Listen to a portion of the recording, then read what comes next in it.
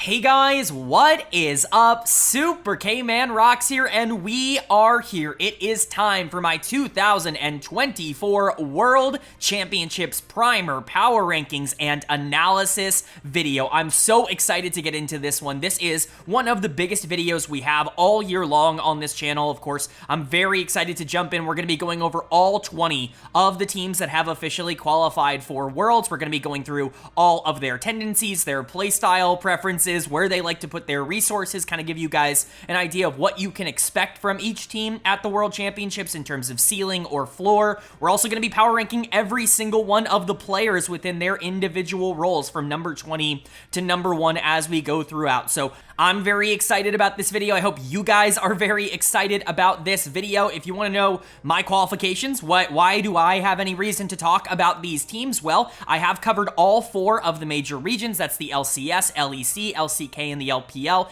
Every single game from all 4 of those regions throughout the entire year. I've been doing that for 3 straight years in a row on this channel now. I've been tracking stats for a lot longer than that. As for the minor region teams, I haven't quite followed them as long, but I have watched every single playoff game from every single minor region team, whether that was in the first round or in the finals. I've watched every single playoff game to try to get a good idea of where these teams are sitting in terms of their play style. You know, I might have a little bit less knowledge than maybe a region expert, but I certainly have watched quite a few, at least 10 games of every single minor region team at this tournament. So I feel like I'm pretty qualified to be able to talk on the subject. But of course, if you want to know my thoughts on how we got here, you can check out any of the videos on the channel. We've covered all the finals of the major regions. We've been talking about America's Challengers over in, Brazil over the last couple of days, over the last week or so. So if you're interested in that stuff, check it out on the channel. But I'm going to ask for this at the beginning. I usually don't ask for stuff like this at the start of videos, but it really would mean a lot to me if you hit that like button. Doesn't have to be now. You haven't seen any of the content yet, but if in 10, 20, 30, 60 minutes you find yourself enjoying it, it really would mean a lot. This is going to be an opinion-based video, and obviously opinion-based videos always get a little bit more hate than just generally talking about games, and so if you do find yourself enjoying it, it really would mean a lot. And of course, if you do have a different opinion than me, which you will, there's no way that every single opinion that I give in this video you are going to share. I'm giving hundreds of opinions in this video. There's going to be something that we disagree on. Let me know what you disagree on down in the comment section below, as long as you do it in a constructive, actual conversational way, rather than just saying, oh, you're dumb, you clearly actually didn't watch the games, then I'm gonna be happy to have that conversation with you guys. Of course, I watch the games. I've got an entire channel going over how I've watched the games, but with that out of the way, let's actually get into the meat and bones of this video, which is going over every single team. If you're new to this format, we've done it at the beginning of every single domestic split. We do it at the beginning of every international tournament. I will be going from number 20 to number 1 in my personal power rankings of teams at this tournament, talking about each team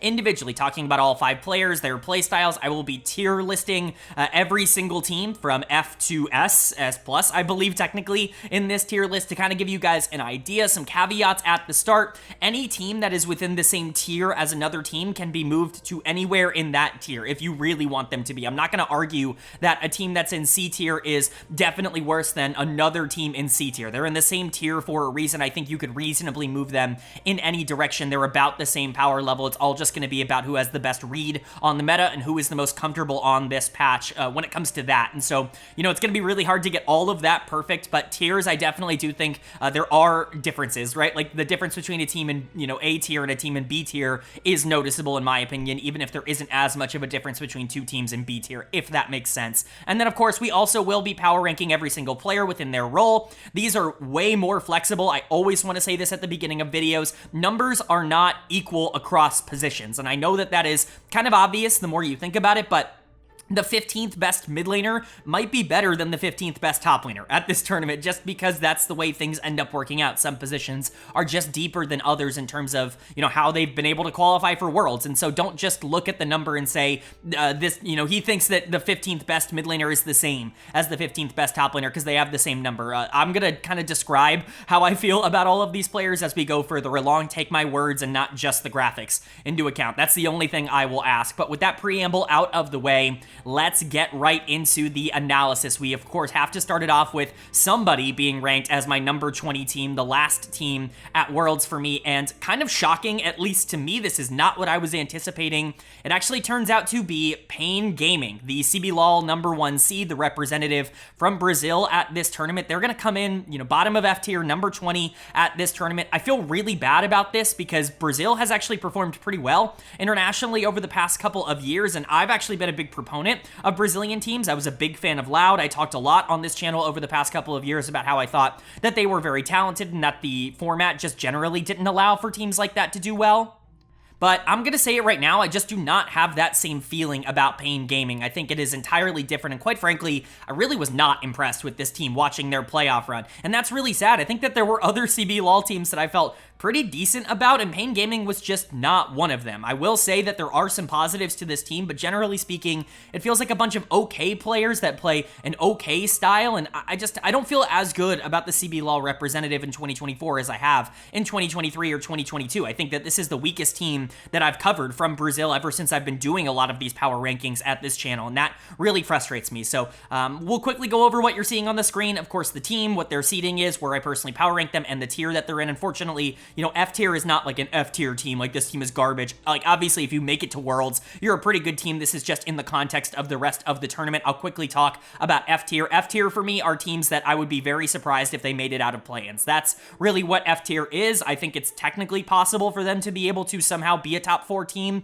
in play-ins, but I would very much bet against it. That's my F tier, is I would expect them to be one of the first teams eliminated from the tournament. You can see a lot of stats up on your screen: game duration, first blood percentage, dragon percentage, gold diff at 15. All of those are within the confines of their own league, and so when you see first, it's not first at this tournament for first blood percentage, it's first within the CBLOL. I hope that makes sense. And then, of course, every single player listed, as well as the number where I personally power rank them in their position. So let's go ahead and go over their lineup, Pain Gaming's lineup in particular. Their top laner is Weiser. In the jungle, it's Karaoke. In the mid lane, it's Dinkedo. In the bot lane, it's Titan. And in the support position, it's Curry. Obviously, if I mispronounce one of these names, I apologize. There is no English broadcast for the CBLOL, and so I just have to do my best with what I think they are. A lot of these players have been, international before, players like Titan, players like Dinkedo, and so I'm a little bit more familiar with them, but, and obviously someone like Curry used to be in the T1 system, which we will definitely talk about, but overall, this is, just an okay team. They don't really have an area on the map that I feel super comfortable in, and that's kind of the difference between them and basically anybody else in this section of the tournament. I don't think that they are the worst in anything except maybe jungle. Karaoke I just was not particularly impressed with. We'll see if I end up being wrong about that, but everybody else is just kind of like fine. Like, they're okay, they do okay in lane, they do okay in team fights. I just don't really feel like they have this strong sense of identity that a lot of these other teams do. It feels like they can play through anywhere, but in the sense that, everybody's just winning a little bit, and they use those small advantages to be able to kind of blow it up into the mid game. We'll talk about it here. I think their best player for me is definitely Titan. I think he is the one that has stood out the most for me in terms of kind of the tape and what I saw.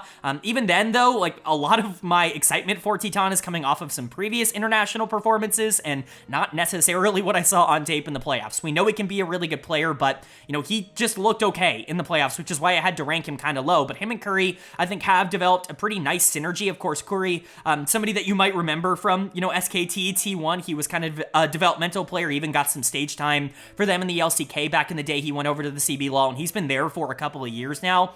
He's fine. Unfortunately, T1 products like T1 Academy and, Challengers products have not necessarily had the best track record. We've had a lot of players that leave that ecosystem and just do not keep up that same kind of pace. Curry has kind of been one of them. He's been okay, and generally speaking, again, bot lane has been a strength for this team, but I don't know if it would be a strength against other good bot lanes. There are a lot of good bot lanes at this tournament, and I just don't know if Pain has like one of the best ones.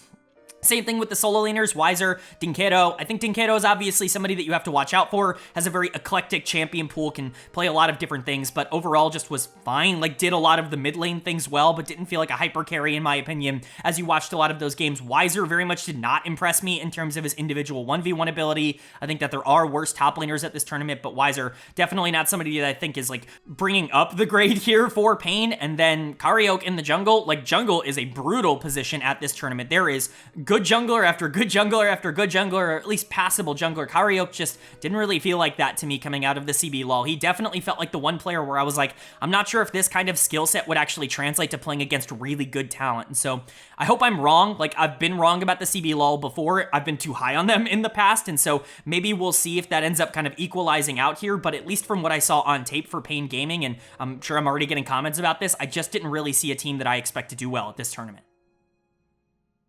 But then moving on to number 19, and right in the middle of our F tier here, it's another team that I really wanted to rank higher, and I just couldn't after the tape that I saw. It's the SoftBank Hawks. It's the number 2 seed from the PCS, kind of the number 1 seed from the LJL, the Japanese team at this tournament, and obviously with the PCS kind of being this big conglomerate of a lot of regions right now, the SoftBank Hawks were looked at as kind of a positive, but man, I went and watched their tape, and they are very one-dimensional. They have one game plan, they have one play style, and if it works, great, and if it doesn't, they are genuinely doomed. Dasher is a really good player in the mid lane. He's somebody that actually I think could do really well at a tournament like this, but I just do not trust the rest of this roster. I think that there are real holes basically everywhere else, and I think their performance in the PCS kind of exposed that. This was a team that kind of shockingly made it to Worlds, at least in terms of what I saw in my tape review. So we'll go ahead and go over it. Their lineup is, of course, Evie in the top lane, Forest in the jungle, Dasher in the mid lane, Marble at AD carry, and Vista at support. A couple of players that, you know, people familiar with the channel or international fans or major region fans will be familiar with. Obviously, Evie last year in the LEC, but longtime LJL star. He's somebody who has been able to make Worlds multiple times over on DFM over the course of his career. He was good on this team. We'll get to him a bit more later, but the other player is obviously Vista in the support position. LCK fans will remember him for his time on Hanwha Esports. He actually went to Worlds with that team when it was like Deft and Chovy and that iteration of Hanwha Life. He was the support there, and so now he's kind of made his career in the LJL. He's been playing there for a little while, obviously becoming the PCS, and he was also fine. Actually, he's a bit of the reason I'm concerned about this team. He looked a lot worse than what I was expecting, considering this was a player that was like a former Worlds player coming out of the LCK. It just didn't really show up in his tape, and bot lane is a huge concern for this team, which we will definitely get into, but let's talk about the positives for them first. I think the biggest positive is obviously Dasher in the mid lane. When you're talking about, you know, pluses and minuses to any individual team, if you have a really good mid laner, especially in this meta where it feels like mid is the most important position in the game, maybe other than jungle, like those are the two positions that matter a lot. When you have a mid laner that can actively carry games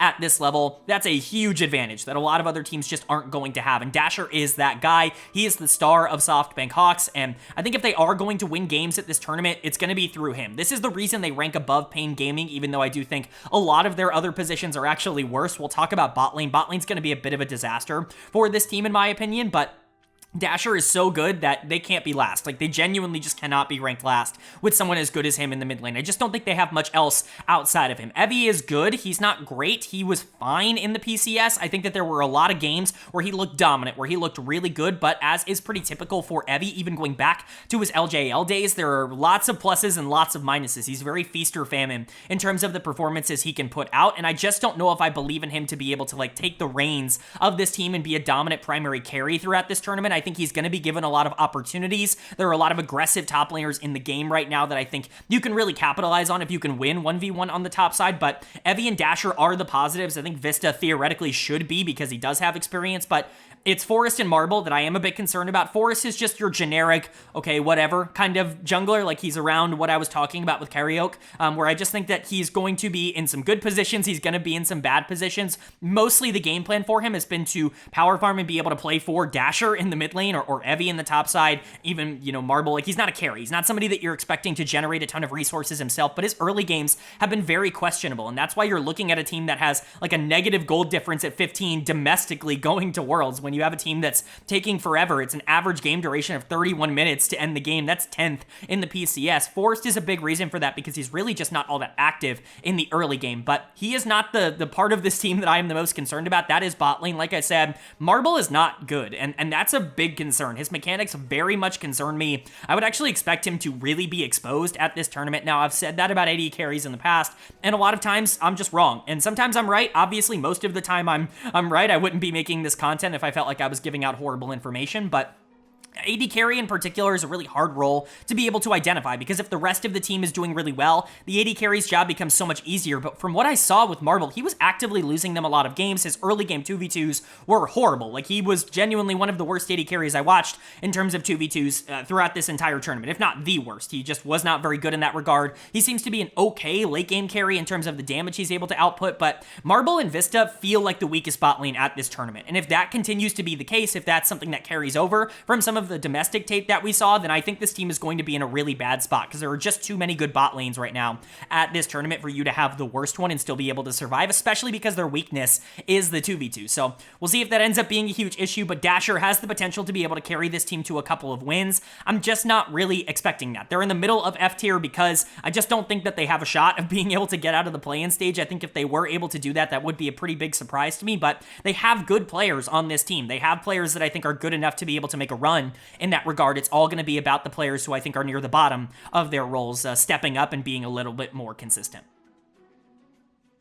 And then moving on to number 18, and this is the top of our F tier. This is the last team that I think really would be an upset to get out of the play-in stage, and it's a team that honestly I do feel a lot better about than I thought I would going into this tournament. It's Movistar R7, the number 1 seed from the LLA. Feels very weird to not rank this team near the bottom, but I'm gonna be honest.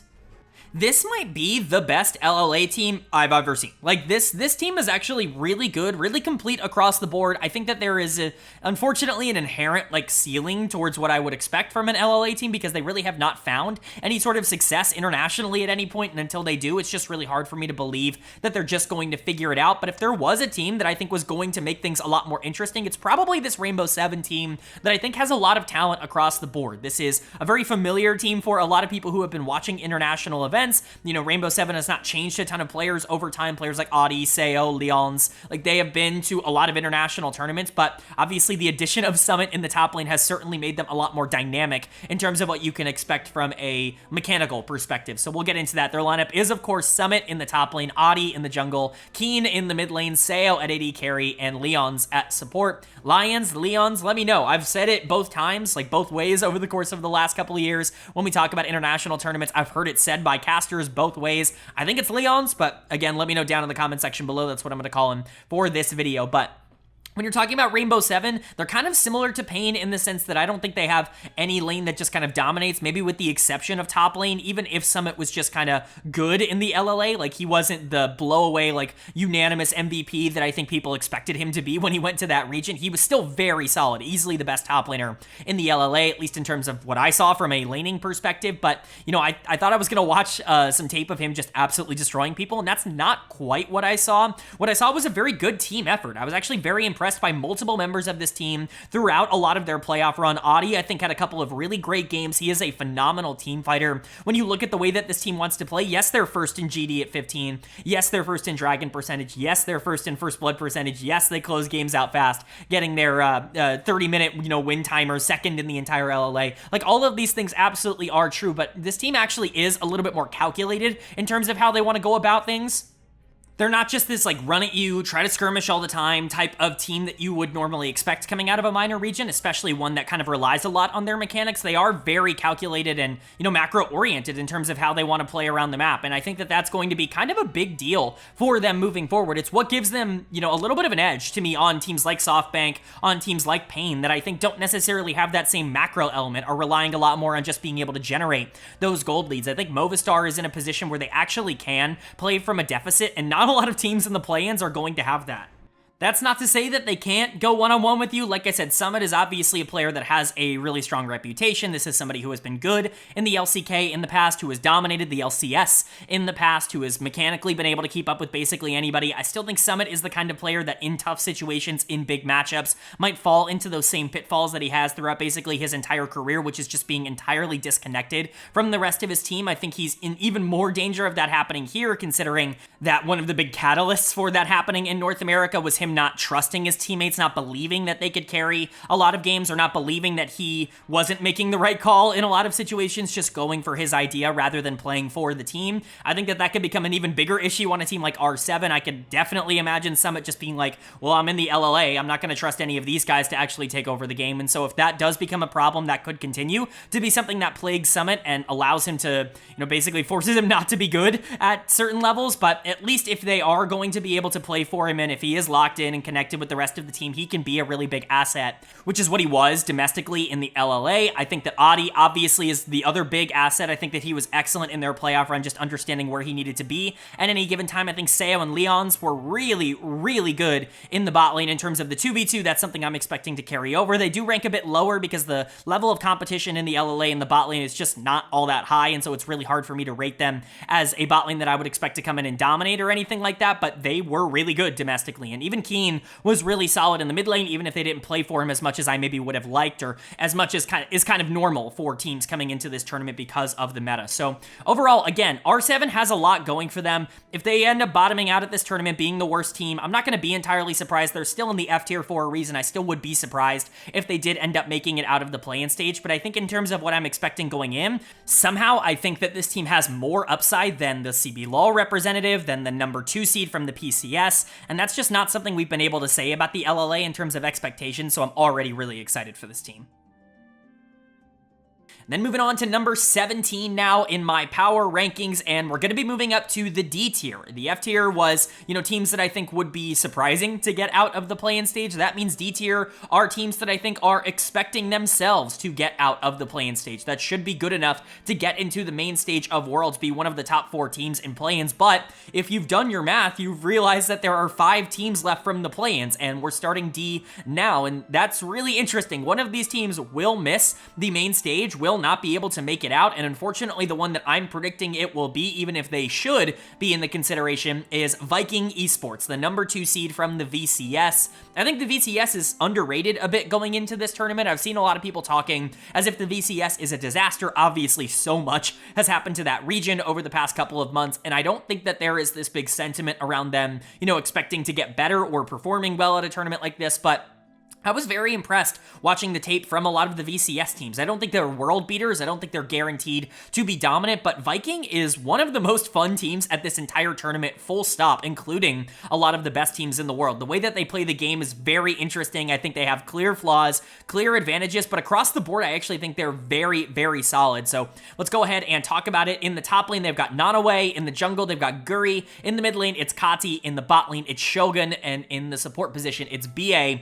These are some familiar players for a lot of people who have been watching international tournaments for a while. Kati obviously having gone to Worlds multiple times, Shogun having been at Worlds in the past for Buffalo, BA somebody who has been obviously around the world scene for a little while, but the top side of the map a little bit less proven, and we'll talk about it, some good and some bad that comes along with that. The first thing that you have to talk about when it comes to Viking though is this bot lane. I think this bot lane's crazy good. Shogun and BA I think are going to be a bit underrated coming into this tournament, because I don't think a lot of people are looking at Viking as potential like wild card, like let's upset some big teams. Like they're not that kind of team in my opinion in terms of perception. And so I think people are going to underestimate Shogun and BA, and I think they're going to be able to dominate a lot of the 2v2s. They were one of the most impressive bot lanes that I watched in terms of tape. Now maybe that's because the VCS is not necessarily known for their bot lane talent right now.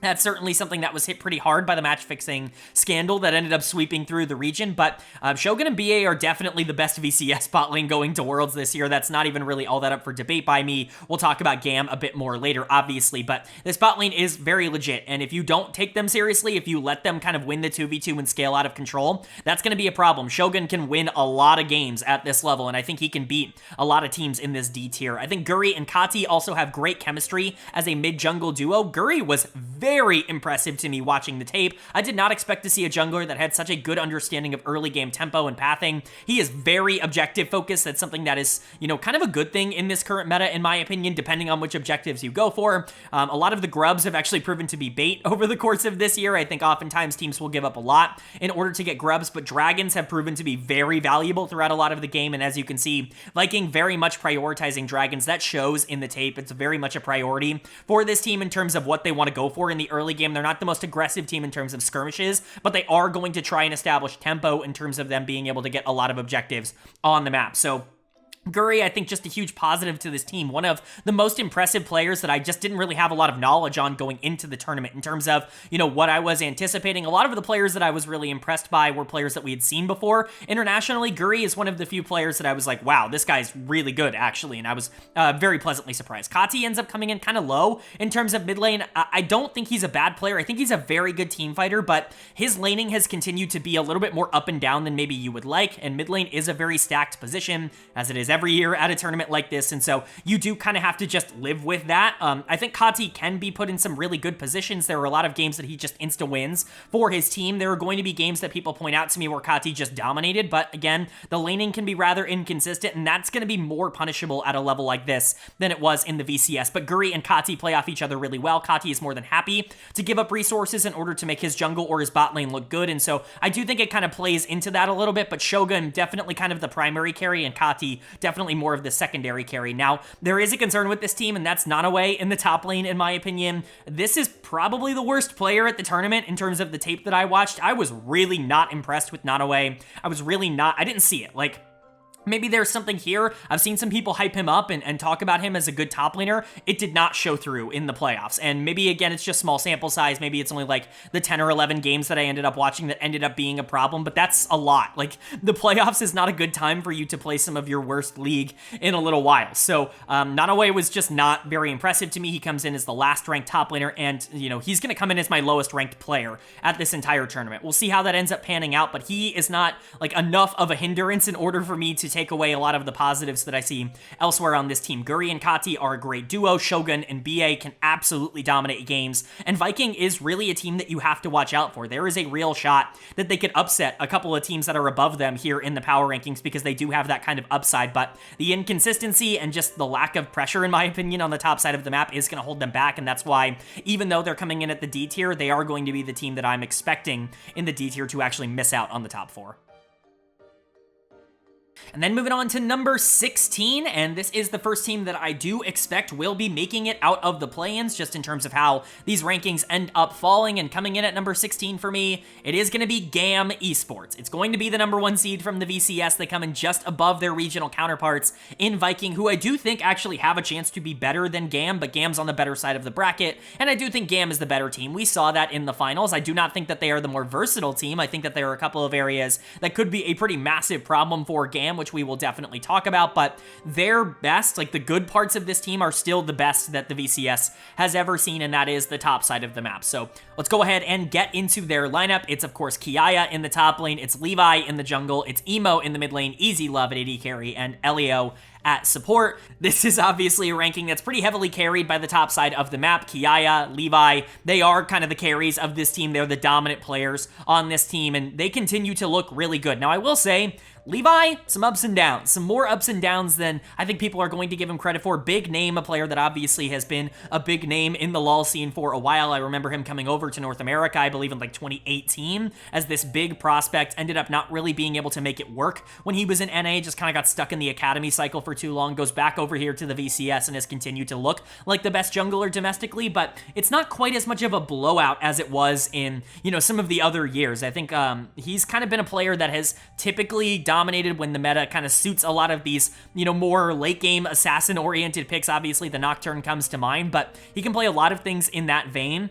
I think if you ask him to play super aggro at the beginning of the game, if you ask him to, level 3 dive, he's not necessarily going to be as comfortable with that, but he's willing to fight basically at any moment, and that's really where GAM, thrives, I would say. KIA continues to look amazing. I have at times on this channel called him somebody that would be like a top 5 to 10 top laner in a lot of the major regions, specifically like the West. He would immediately come in and be like a top 2 or 3 top laner in the LCS or the LEC. I think he could be a top 5, top 8-ish top laner in like the LPL. I genuinely think he has that kind of upside. Mechanically speaking, he continues to dominate. Wasn't quite as dominant, again, as I've said with Levi, wasn't quite as dominant as maybe you had seen in previous splits, but still was very good for this team, and they are the two that are going to be carrying this ranking, because obviously the rest of this roster is just not all that impressive. It's the same conversation we had going to MSI. It's the same conversation we've had ever since the VCS underwent that big scandal, is you just don't really have the depth in these teams. You're not good front to back, and that's kind of emphasized by Emo and Elio, who both come in last last in terms of their position rankings. Emo, this really isn't up for debate.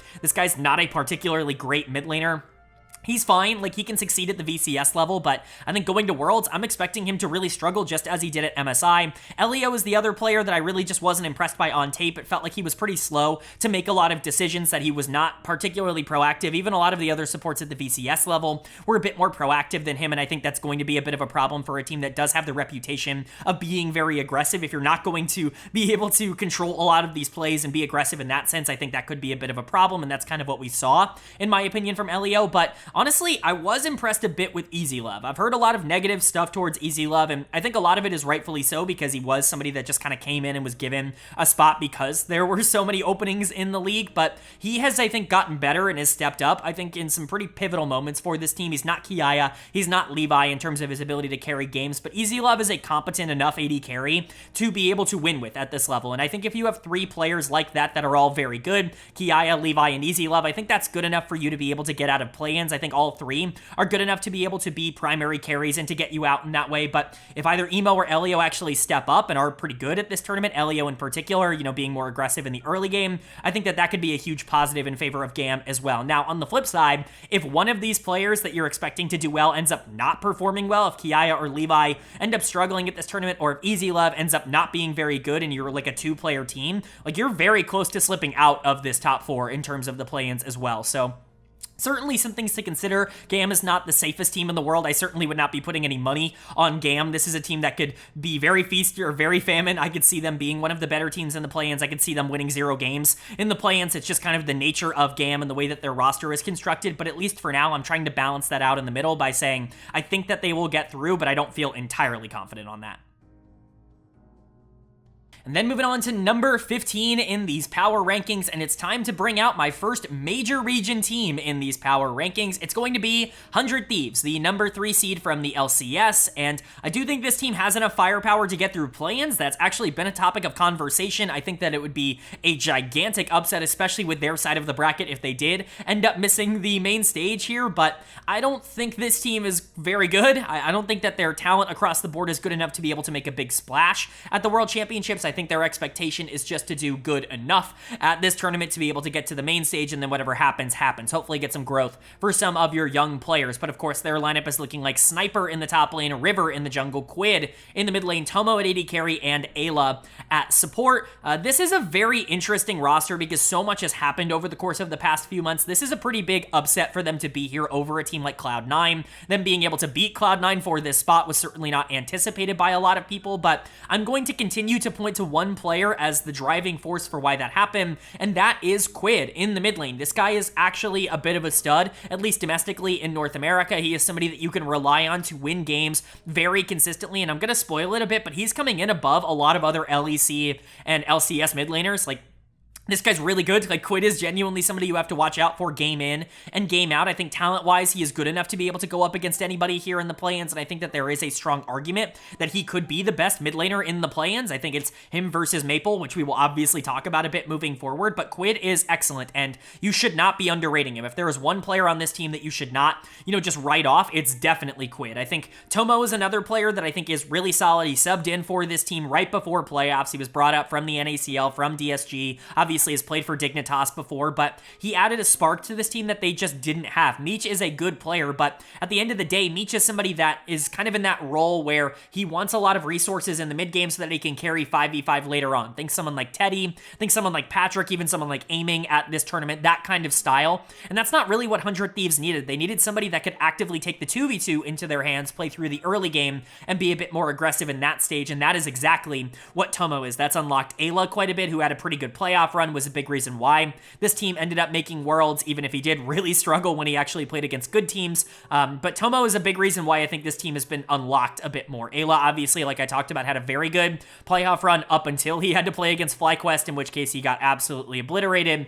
I don't really know what that means moving forward, but Ayla's the kind of player that I think going up against these minor region teams is going to do just fine, is going to look very good. Maybe won't look quite as good if he ends up making the main stage, but he's ranked accordingly. He is fine as a support, somebody who I think could function at this level, just not somebody who I think is exceptional at this level. It's the top side of the map that I'm concerned about. Now, River is kind of included on this, and this is going to be a bit of a difference in opinion from, I think, a lot of other LCS analysts, a lot of other people who especially haven't watched a lot of LCS this split. River was not great this split, in my opinion. I think he is coasting a bit off of the name that he made. He was great in spring. I'm certainly not going to try to downplay that, and he was great last year, and there were times where he was really good for Dignitas, even before that he went to Golden Guardians, but man, like, I just really was not impressed with River's tape, and I had that opinion all split long. I went back and watched their playoff games, and I continue to have that opinion. It doesn't really feel like River is all that connected to a lot of the plays that this team is making at the current moment, and I do think that he is getting hyped up for being the quote-unquote veteran on this team that has solidified them, and maybe he's making a bigger,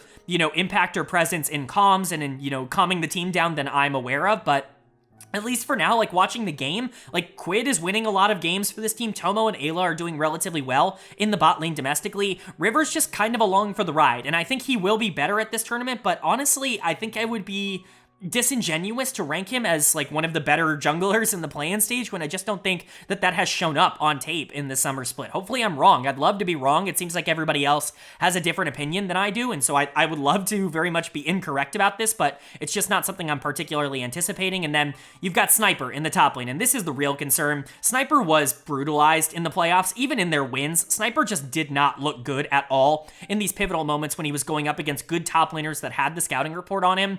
I think he's going to be a player that really struggles at Worlds. Top lane is not a very deep position, luckily for Sniper, and so I don't think he's going to get punished quite as much as maybe some other players in other spots that are a little bit more inconsistent, but I really don't have a ton of faith that Sniper is going to be very good here. Now, he is a player that has a lot of these feast or famine moments. He can look very good in comfortable matchups. 1v1, I think red side's actually going to be largely a big thing for 100 Thieves because Sniper does kind of need counterpick in these 1v1s on the top side, but if he is able to get them, if he is able to be a bit more comfortable in those matchups, maybe he can survive. We didn't see that in the playoffs. He was genuinely really bad for this team. Certainly one of the weaker players from a major region going to Worlds in terms of their recent performances. Hopefully he can step it up and lock it in, but Quid is good enough to win this team games. Tomo is good enough to win this team games, and I think, River and Ayla, you would expect them to be fine. I hope Sniper is able to stabilize, but if this team did end up missing the main stage, that would be a gigantic upset because, once again, they are on the easy side of the bracket. We've already talked about every other team that is on their side of the bracket in this video already, and so they should be a team that's coming out of the play-in stage relatively strong, but we'll see how they end up doing it and whether or not they can live up to those expectations. But then moving on now to number 14 in my power rankings, and this is going to be the top of the D tier. Of course, like I said, these are teams that are expecting to get themselves out of the play-in stage, but not necessarily expecting to make a huge impact in the actual main stage, and it's our second major region team coming in at number 14. It's Mad Lions Koi, the number 3 seed from the LEC. I think them and 100 Thieves are very comparable in the fact that neither of them expected to be at Worlds. I think this year, I think it's already such a positive for both of those organizations that these young rosters full of, relatively unknown talent have been able to make it work. Now, I say unknown talent, obviously these are high-rated prospects for Mad Lions, as they are for 100 Thieves. Players like Sniper and Ayla, like Quid, like they were all expected to do well, and same with Mad Lions here. Supa and Alvaro were a dominant 2v2 down in the ERLs. Frescowie, Mirwin was hyped up so much. Like these are not like nobody players. These were prospects that were expected to be good, but for them to be here in year number 1, I think is already such an advantage. Everybody is really overlooking this Mad Lions team because they're very strange. They have obviously very eclectic drafts, and I think generally speaking, the narrative around them has been pretty negative over the course of this year, and I think it's been pretty undeserved. I've been pretty positive on Mad Lions over the course of my channel's history. I think this is a very good organization with very smart people in charge, and it once again has gotten them back to the World Championships. So why do I think they're going to do well? Well, let's go ahead and talk about it. Their lineup is, of course, looking like Mirwin in the top lane, Elyoya in the jungle, Frescowie in the mid lane, Supa at AD carry, and Alvaro at support. I've been the biggest defender of Supa and Alvaro over the course of this year, probably on the internet. I think that they have genuinely been a top 3 bot lane in the LEC over the course of this year. When you take the whole year into account, obviously, there were some bot lanes that leveled up over the course of this year. SK got better as the year went on. I think BDS obviously was very good throughout this year. You can look at G2, you can look at Fnatic. Like, think those are other teams that had very good bot lanes, but Supa and Alvaro were a lot more consistent than I think people were giving them credit for. I think the only concern with them is that they didn't play great in the summer regular season. That was really the time frame where things were kind of, not clicking for Mad Lions, is that summer split where things just weren't really all that good. They couldn't quite get it together. They barely snuck into playoffs and they got eliminated quite quickly, but they were very good in the season finals for this team. Supa in particular continues to be kind of an important carry for them.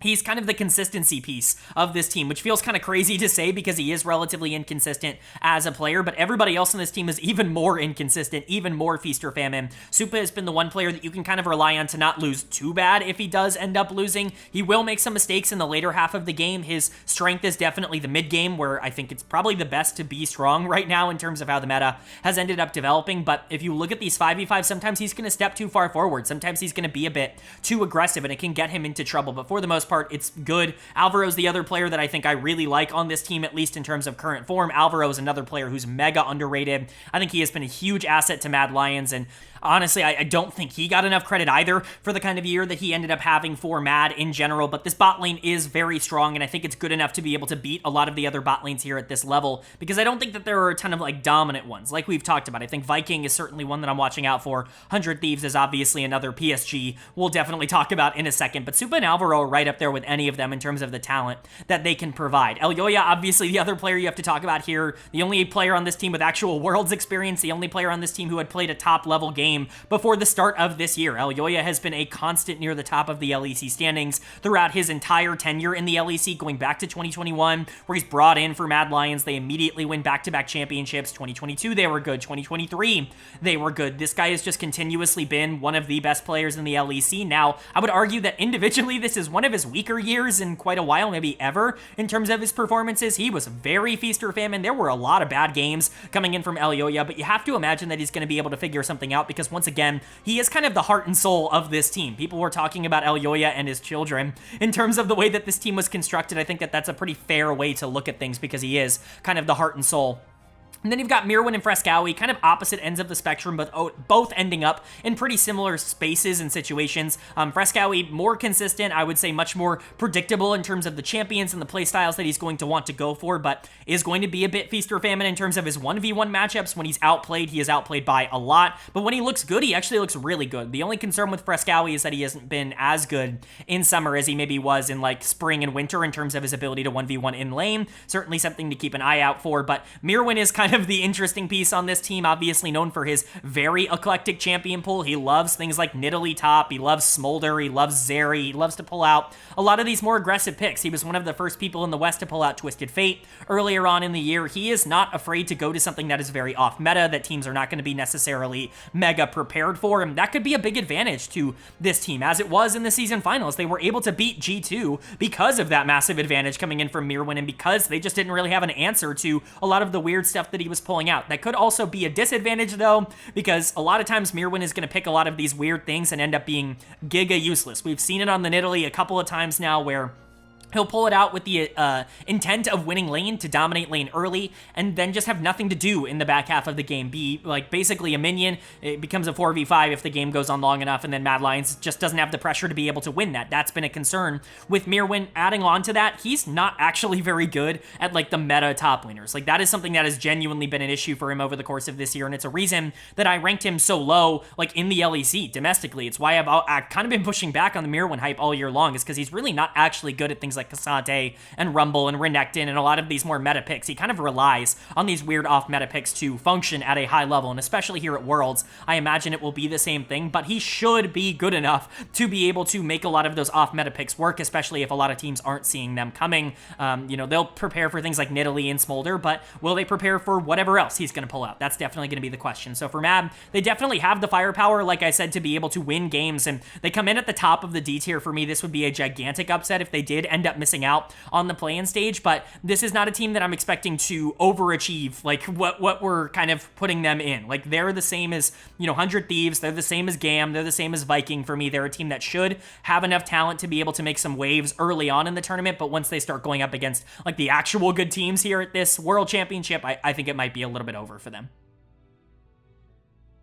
But then moving on now to number 13 in my power rankings, and this is going to be the start of the C tier. We're done with D tier. If D tier was a group of teams that I think was trying to make it out of the play-ins, expected themselves to make it out of play-ins, we are now in the group of teams that I think expects to at least be like pseudo-competitive in the actual main stage. And you'll notice we still have one play-in team left. That's because I do believe that that play-in team is very good, and they're coming in here at number 13. It's PSG Talon, the number 1 seed from the PCS. I do think that they are a tier above every other team in the play-in stage. From watching them, I think they're even better than they were in the spring split. They already beat the number 2 seed from a major region at MSI in FlyQuest in a best of, and so you know this team is already pretty good, and I'm definitely factoring that in. But going and watching their tape from the playoffs, they're better now than they were in the spring split. They're more cohesive. They have many different ways to win the game. They're not quite as one-dimensional, in my opinion, in terms of how they are playing. This is honestly a very scary team, and not only am I expecting them to make it out of the play-ins very easily, probably be, you know, the number 1 team in the play-in stage. Sorry, Mad Lions, you're on the same side of the bracket as them. That's a tough draw,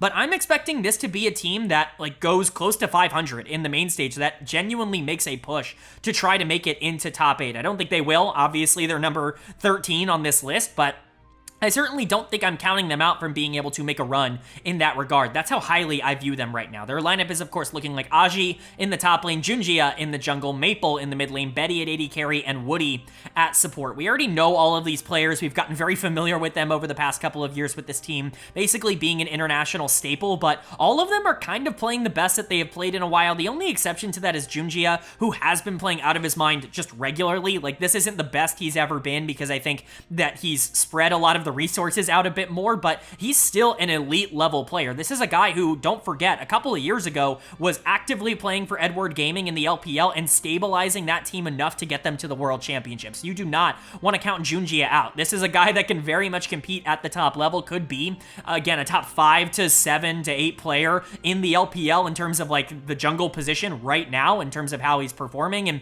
he deserves to be given a lot of credit for that. Gen.G is the heart and soul of this team. Now, playstyle wise, he's definitely not like a primary carry. He's much more comfortable on things like Maokai and Sejuani. He's much more of a facilitator. But as you guys know, I think that that is maybe the most valuable role in the entire game to be able to play at a top level. Look at players like Tarzan. Look at players like Peanut that have been able to really make a living and really dominate games being able to play that style. Gen.G is obviously the captain of this team in terms of the way that they want to play through the early and in the mid game. But the players that I've been really impressed by going back and watching the tape, Betty and Woody, like, oh my god, what a playoff run they had. Woody in particular, I'm going to say it, I don't know if there was a single player that I watched tape of and I was like, holy crap, like Woody is so much better than I thought. Like, obviously there were players I didn't know about, you know, like Guri that I talked about earlier on in this tournament where I went back and watched it and I was like, oh my god, this guy's very good. But the glow up that Woody had, like, he was by far the best player in the PCS in the playoffs. It wasn't even particularly close. This guy was obliterating games out of the support position, and Woody's always been a good support, but, you know, he's been to multiple international events. I've watched him for multiple years, and he's never really looked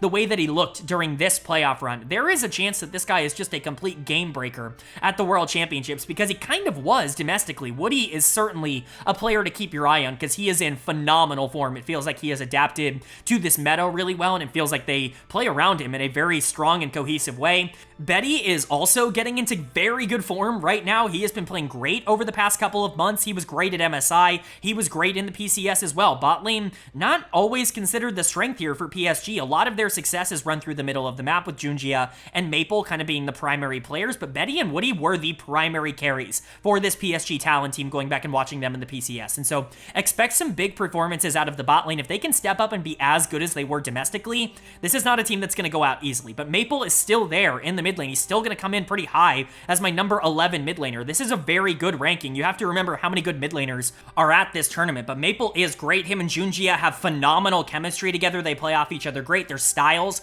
work together really well. Gen.G being that more facilitative mid laner, or jungler, and Maple obviously being more of a carry mid laner in terms of the style that he wants to go towards, and especially if mages are going to be coming back into meta, which I think some people are definitely predicting anything with the changes to things like Storm Surge, Maple could be even more in meta than he has been throughout a lot of this year, and they could potentially be playing for the middle of the map even more. And if that's the case with bot lane also winning so hard 2v2 and creating such a big impact in the mid game, that is ginormous for PSG's ability to run through a lot of the play-in stage. The only concern with this team is Aji in the top lane, who's just fine. He's a good player, he's not a bad player, but he's a weak side top that you don't really want to play for. He's not really a carry on this team, but he can certainly do a good enough job to be able to get you by, because all 4 of the other players on this team can absolutely win you games on their own. PSG should be taken seriously. I've seen a lot of people underestimating this team and putting them in the same category as Mad Lions and as 100 Thieves. They are better than those teams. At least they have been over the course of this year. I would expect them to be closer to the teams that I have at 12, at 11, at 10 than the teams that are at 14, 15, and 16. They deserve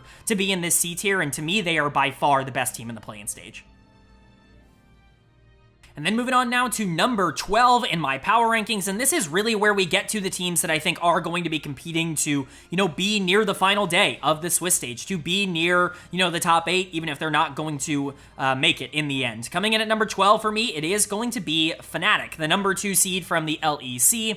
I think they are the weakest of this group of teams that I think are all just kind of in this area. I think they have a case to be made that they're like number 10 or number 11. Like I said, the differences between teams in the same tier, they're very minor. And so if you wanted to move them up a couple of spots, if you wanted them to be above some of the teams that they currently are below, then go ahead. But for me, they come in at number 12. I just don't really have a ton of faith that this team is going to be able to keep up the pressure that they were able to generate domestically. I've always been a bit lower on this version of the Fnatic roster. I think that there are a lot of positives and quite a few negatives. And there are a couple of players that I'm even accounting for in this ranking being better at Worlds and stepping up when games matter more, because typically that's just kind of how Fnatic has been. You'll notice Humanoid is ranked as my number 8 mid laner. He is not the number 8 mid laner in terms of what he has shown on tape over the course of this year, but I'm expecting him to be better because he always is better at Worlds. He always gets better when these games matter more, and so I'm going to continue to kind of predict that trend. But of course, their lineup is looking like Oscar Renin in the top lane, Razork in the jungle, Humanoid in the mid lane, Noah at AD carry, and Jun at support. There are positives and negatives to this team as there are going to be for basically every team in the C tier. You're not really getting teams that are super complete at this level, at least teams that are complete and have crazy upside. Like you might get very complete teams that, in my opinion, have pretty low upside, but you're not really expecting to see anybody here that theoretically could go higher that doesn't have flaws. And so we'll go ahead and talk about the good things first. Razork has had a career year, in my opinion, in the jungle. I think I've always been a lot lower on Razork because he is such a feast or famine jungler, because he is one of the scariest junglers to play against when he has a lead, when he is winning and when he is able to establish tempo in the early game. He is so good at being able to use that to further a lead, and he'll take a 2k gold lead for his team and turn it into a 5k gold lead in 5 minutes. Like, he is that kind of player. The problem for Razork is that he is really bad at playing from a disadvantage. He is not good at playing from behind. He doesn't really know how to adapt his game in order to kind of stall out the game and let his team get items and play around other players. He's just the kind of player that you have to hope gets a lead in the early game, and obviously that was pretty easy for him in the LEC. He was able to do that very consistently over the course of this year. I think his mechanics have gotten better and better and better every single year, but the problem still remains that he's really just not that great of a jungler at having to play from behind. And so if Fnatic is put in more of those situations at the World Championships, I could potentially see that being a bit of a problem for Razork. We've actually seen that from international tournaments for Fnatic in the past with this iteration of the roster, where Razork just really struggles at playing 15+ minute games against some of the best teams in the world. Hopefully that doesn't end up being the case. I'm not entirely expecting it to be the case, but this was the best year of his career, and so, I did have to give him some positives in that regard. He just won so much more than he lost over the course of this year. And then, of course, Humanoid in the mid lane, you have to imagine that this guy is going to get better at Worlds. Again, he always does. He's been good over the course of this year. He was awesome in winter, and I think he was still pretty good in spring, but things definitely got more shaky. He always has these stretches. It's actually so consistent, where he'll go like a month or two where he just sucks, where he is like absolutely horrible. Like, you have to live with that. If you're a Humanoid fan, if you're a Fnatic fan, you have to live with those games and those stretches of time, because it's just who he is. Like, he's always going to have times where he's getting caught out at level 3 every single game, where he's literally a free gank because he just doesn't ward and he's not playing respectfully. Like, it's mental gaps, and he doesn't have those at Worlds. He's always locked in for these big games, and so I'm ranking him accordingly. He is going to be rated very highly here in the mid lane, but it is the rest of this team that I'm a bit concerned about. Noah and Jun, I think, are a good bot lane. Jun is actually a really solid support. He's been very good over the course of this year, but Noah, not a player that has actually done what I've been talking speaking about with Razork and Humanoid where they've stepped up in big moments, Noah is actually kind of known to be a lot worse when the pressure is on. I'm not sure if that's something that's going to continue. Obviously, it's very finicky. These are very small sample sizes, and so it's very difficult to get a real grasp of that. But Noah, already a player that I have some problems with in terms of his ability to play consistently, and especially to play around other lanes. Like, he is very good at being the focal point for Fnatic when they play towards him in the bot lane. It looks great, which is what happened in the summer split, but that was at the expense of Humanoid in the mid lane, who looked a lot worse because of it. So if they end up not playing as much for bot lane, I think Noah could potentially struggle, but still coming in pretty decent as the number 12 AD carry. Like I said, Jun is really solid. I really don't have a lot of complaints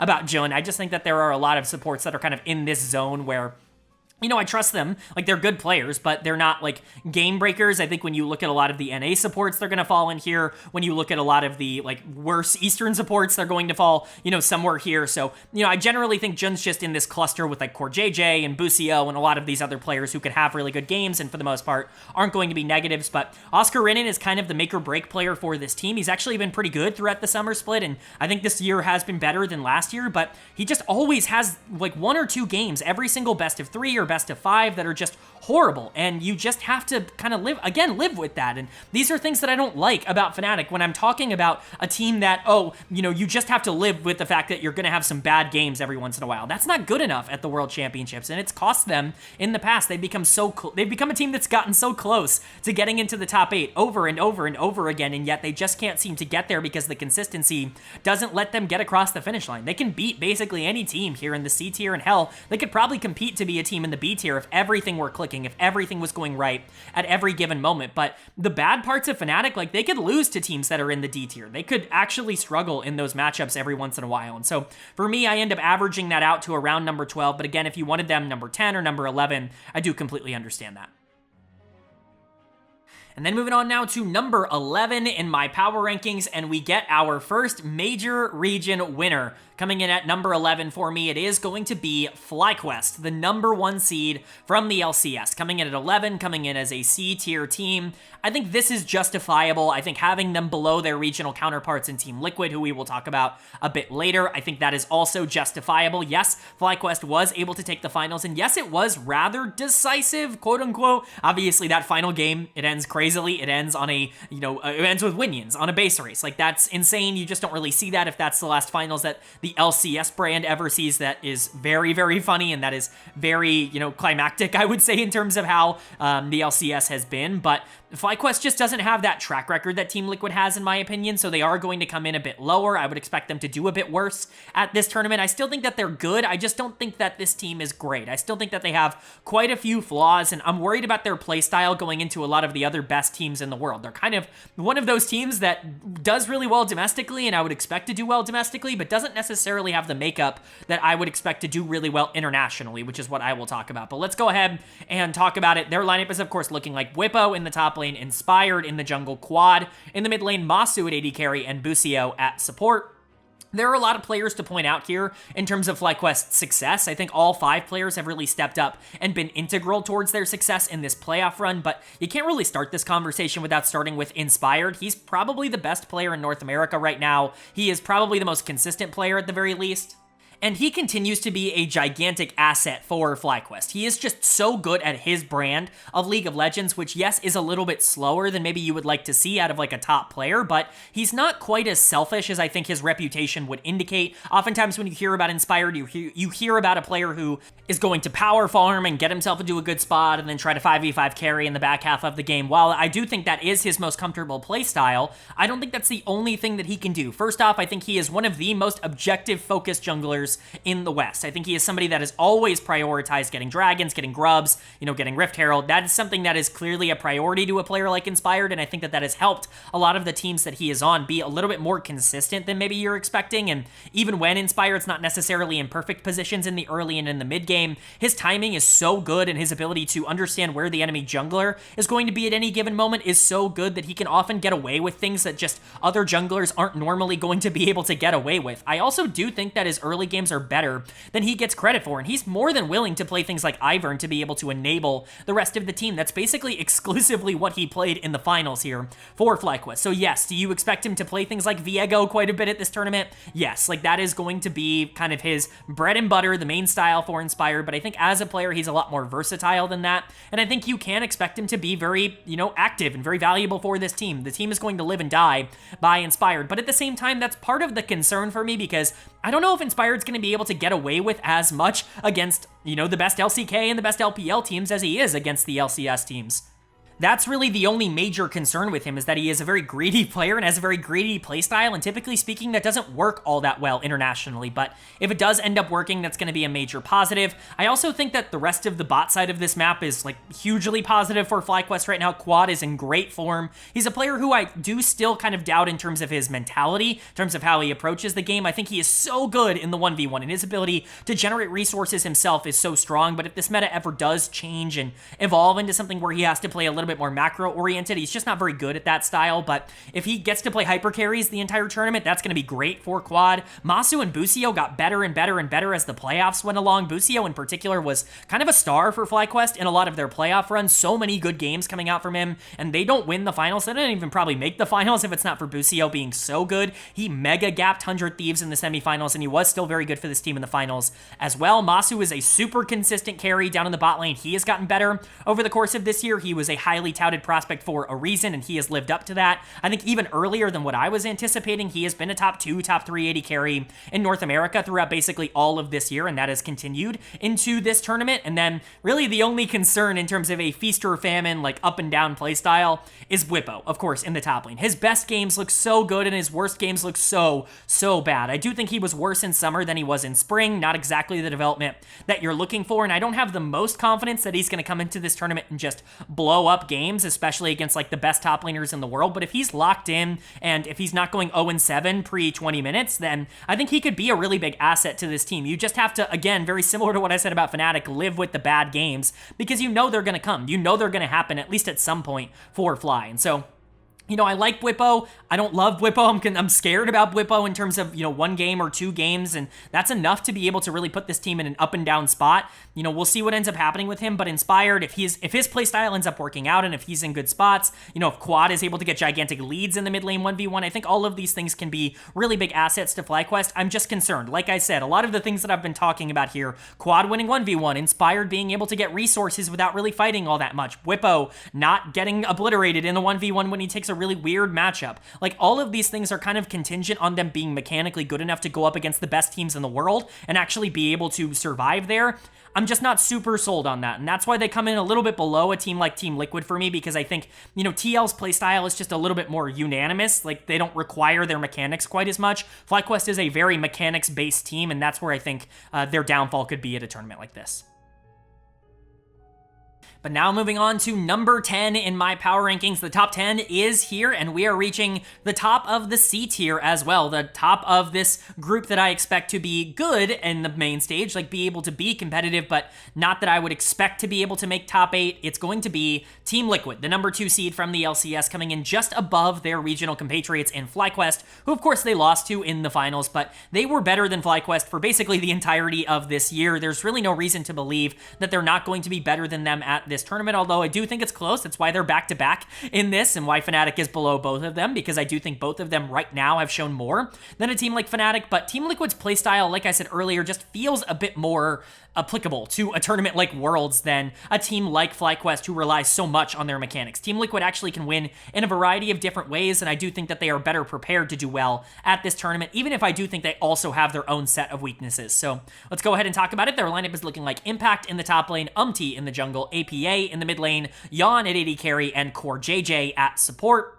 The strengths of this team: Impact in the top lane. He was the MVP of the LCS split. I talked about how Inspired is probably the best player in NA right now. Impact is really the only player that's contending him for that. Impact was better across this split, and I do think Impact is very, very dangerous. The only concern with him is that I don't necessarily know if he's going to be able to get those same kinds of leads internationally. I do value Impact quite a bit, but he's not exactly the most dominant laner mechanically, and so when he's going up against a lot of the other top tier teams in the world, which is what's going to happen in the main stage of Worlds. Like, is he going to be up 10, 15 CS in these relatively neutral matchups? Probably not. And so you're probably playing him a bit more on weak side. You're probably playing him with things like Cassante a bit more often, even the Renekton, the Gangplank a bit more often. And, you know, that's going to make him valuable. He's still going to be very good in team fights, and I'm sure he's still going to be good in lane. I'm just not exactly expecting him to be able to break open games in the same way that he's been able to do in the LCS internationally. Just, again, stylistically, I think it's going to be a bit more difficult for him to win in the way that he won domestically against the best teams in the world. He's still going to be a huge asset because he's so stable on the top side. He's really not going to get destroyed ever. He's going to be in good spots, even if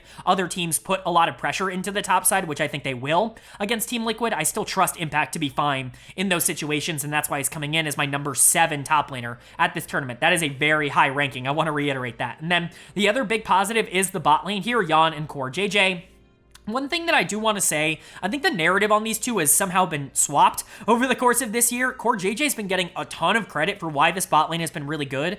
That doesn't really show up in the tape. Yan is doing so much for this team in the 2v2 early on, and he is the best 2v2 laner, like, end of story in the West. It's not even really close. He's just able to demolish that early game, and it's why they often put him on a lot of these hyper-scaling picks, things like Smolder and Zeri, and, you know, a lot of those ideas, because he's going to win in lane anyways. And maybe that's not going to be as predictable at, you know, Worlds against some of the best teams, but if you give him something like Kalista, if you give him something like Misfortune that already does have a lot of pressure in the early game, like, he is actually, like, mechanically good enough, in my opinion, to be able to keep up 2v2 with a lot of the other, you know, bot laners, even coming from the LPL and the LCK and places like that. I think Core has been very good for this team, but for the most part has kind of blended into the background. I think he's been okay. He's gotten better in terms of the laning phase. That was always a bit of a weakness for him in terms of his game. He was a roam first type of support player for so long, and in metas where that was very valued, that was a huge positive. But when the meta did inevitably transition into being more 2v2 focused, I think Core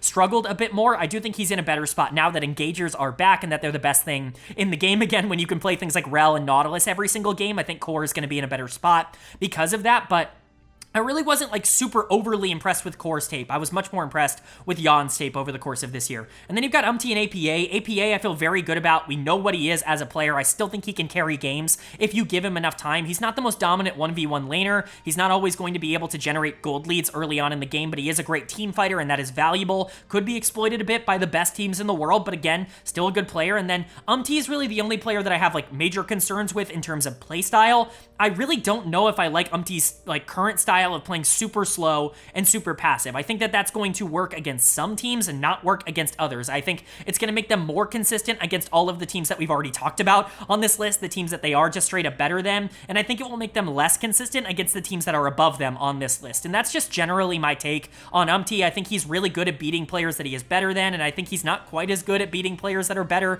than him. He got mega exposed in the finals against Inspired, where, quite frankly, he was by far the worst of the two junglers, and so, you know, we'll see what ends up happening. But I think if Team Liquid is going to succeed at the World Championships, it's going to be through top lane being really good and likely bot lane being very good. If Yan can start to take over at this tournament, which I think is actually very possible for him, or if APA can have a very good tournament, if one of the young carry duo here on Team Liquid can play really well, and if you get good performances out of players like and Core JJ, Team Liquid can be a team that competes to make top 8. I think that that's very realistic. It's just really hard for me to predict that because the East is so strong this year, and even a team like G2 is so strong this year, that Team Liquid is unfortunately going to come in a tier below the teams that I think are expecting to make top 8, but they are the best team in the C tier, in my opinion, by a pretty considerable margin. They're better than FlyQuest, they're better than Fnatic, and I think if any team from North America is going to make it to the top 8, it's going to be Team Liquid.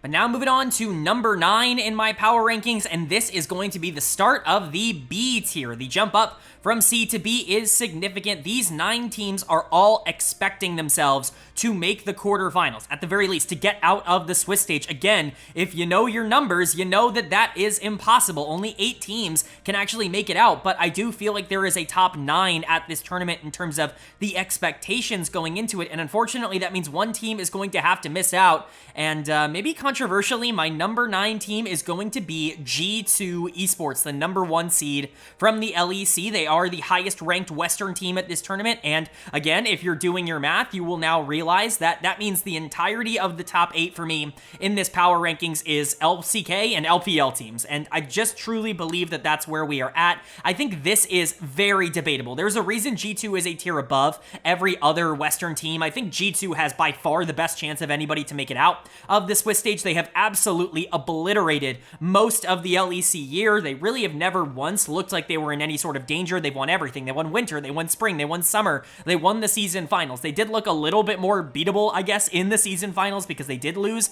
in round number 1 to Mad Lions, but they go on a tear at the end of that tournament to be able to take it home and complete the Grand Slam, the clean sweep of the LEC over the course of this year. So why is this team not ranked in the top 8 for me? Hell, a lot of people are going to have this team in the top 5. Why are they not close to that for me right now? Well, let's go ahead and explain. Their lineup is, of course, Broken Blade in the top lane, Yike in the jungle, Caps in the mid lane, Hansama at AD carry, and Mickey X at support. I think one of the things that is holding me back from putting this team in the top 8 is my expectation for this bot lane at this tournament. Mickey X has always been a player that has stepped up quite a bit at international events. He usually plays his best league when he is actually mentally locked in. It's a bit of a running trend in LEC supports that a lot of them just don't really try or care all that much in the regular season. Hell, that's kind of the trend for a lot of LEC players. They just don't really try or care for a majority of the year, and so it's very difficult to kind of identify and point out how good or how bad somebody is playing or like what their form looks like. Mickey X's form right now is really bad. Like, it is just, it's not very good. He looked good at MSI. He looked good at times in the playoffs, but for the most part, this guy has been very feast or famine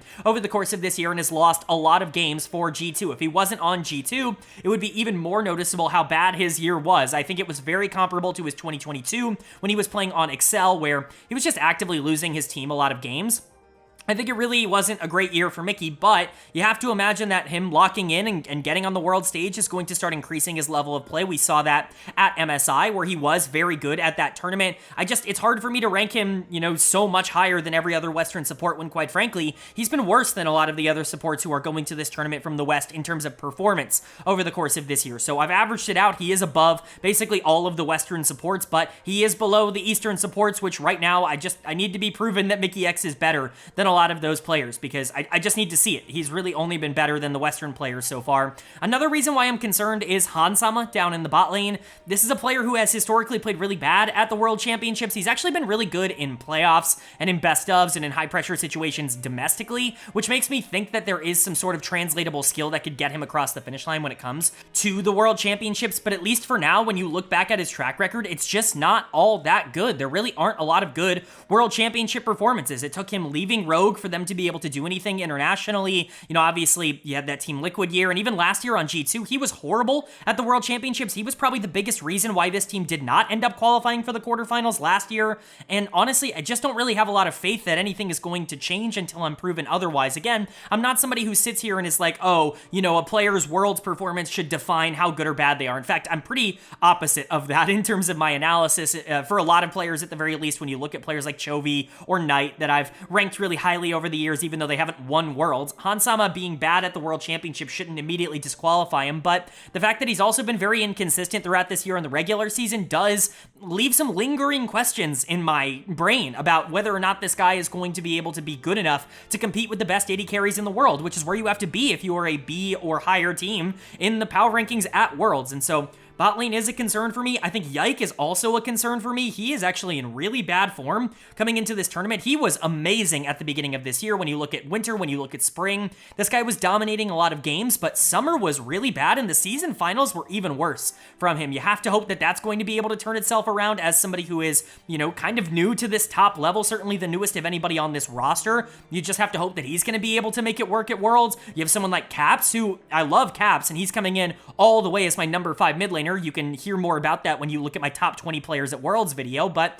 I talked about it there. His summer split was also a big disappointment in comparison to how good he was in winter and in spring, where he was maybe a top 10 player in the world, maybe even like a borderline top 5 player in the world through the beginning half of this year. The second half of this year has not been nearly as good, and again, he's in worse form coming into Worlds than he was going into MSI, which is really just not something that you want to say. Broken Blade, I think, has been fine, and I feel good about Broken Blade. I think he is a player that can adapt to a lot of different different scenarios, and I think Caps will be fine, but all three of Yike, Hansama, and Mickey X have to be good in order for this team to be a top 8 team, and I just don't know if I can count on all three of them being good. I think you're likely to get 2 of them really stepping up, likely Yike and Mickey X. I just don't really know if all 3 of them are going to be home runs. Again, if 4 out of the 5 players on this team are really good, they're probably not a top 8 team. Like, that's how competitive it is at the top of the standings right now. But if you do get everything going right for G2, if all 5 players can play the way that they did, you know, in winter playoffs or in spring playoffs in particular, this team is easy top 8. If you get that version of G2, they're probably a top 6 or top 7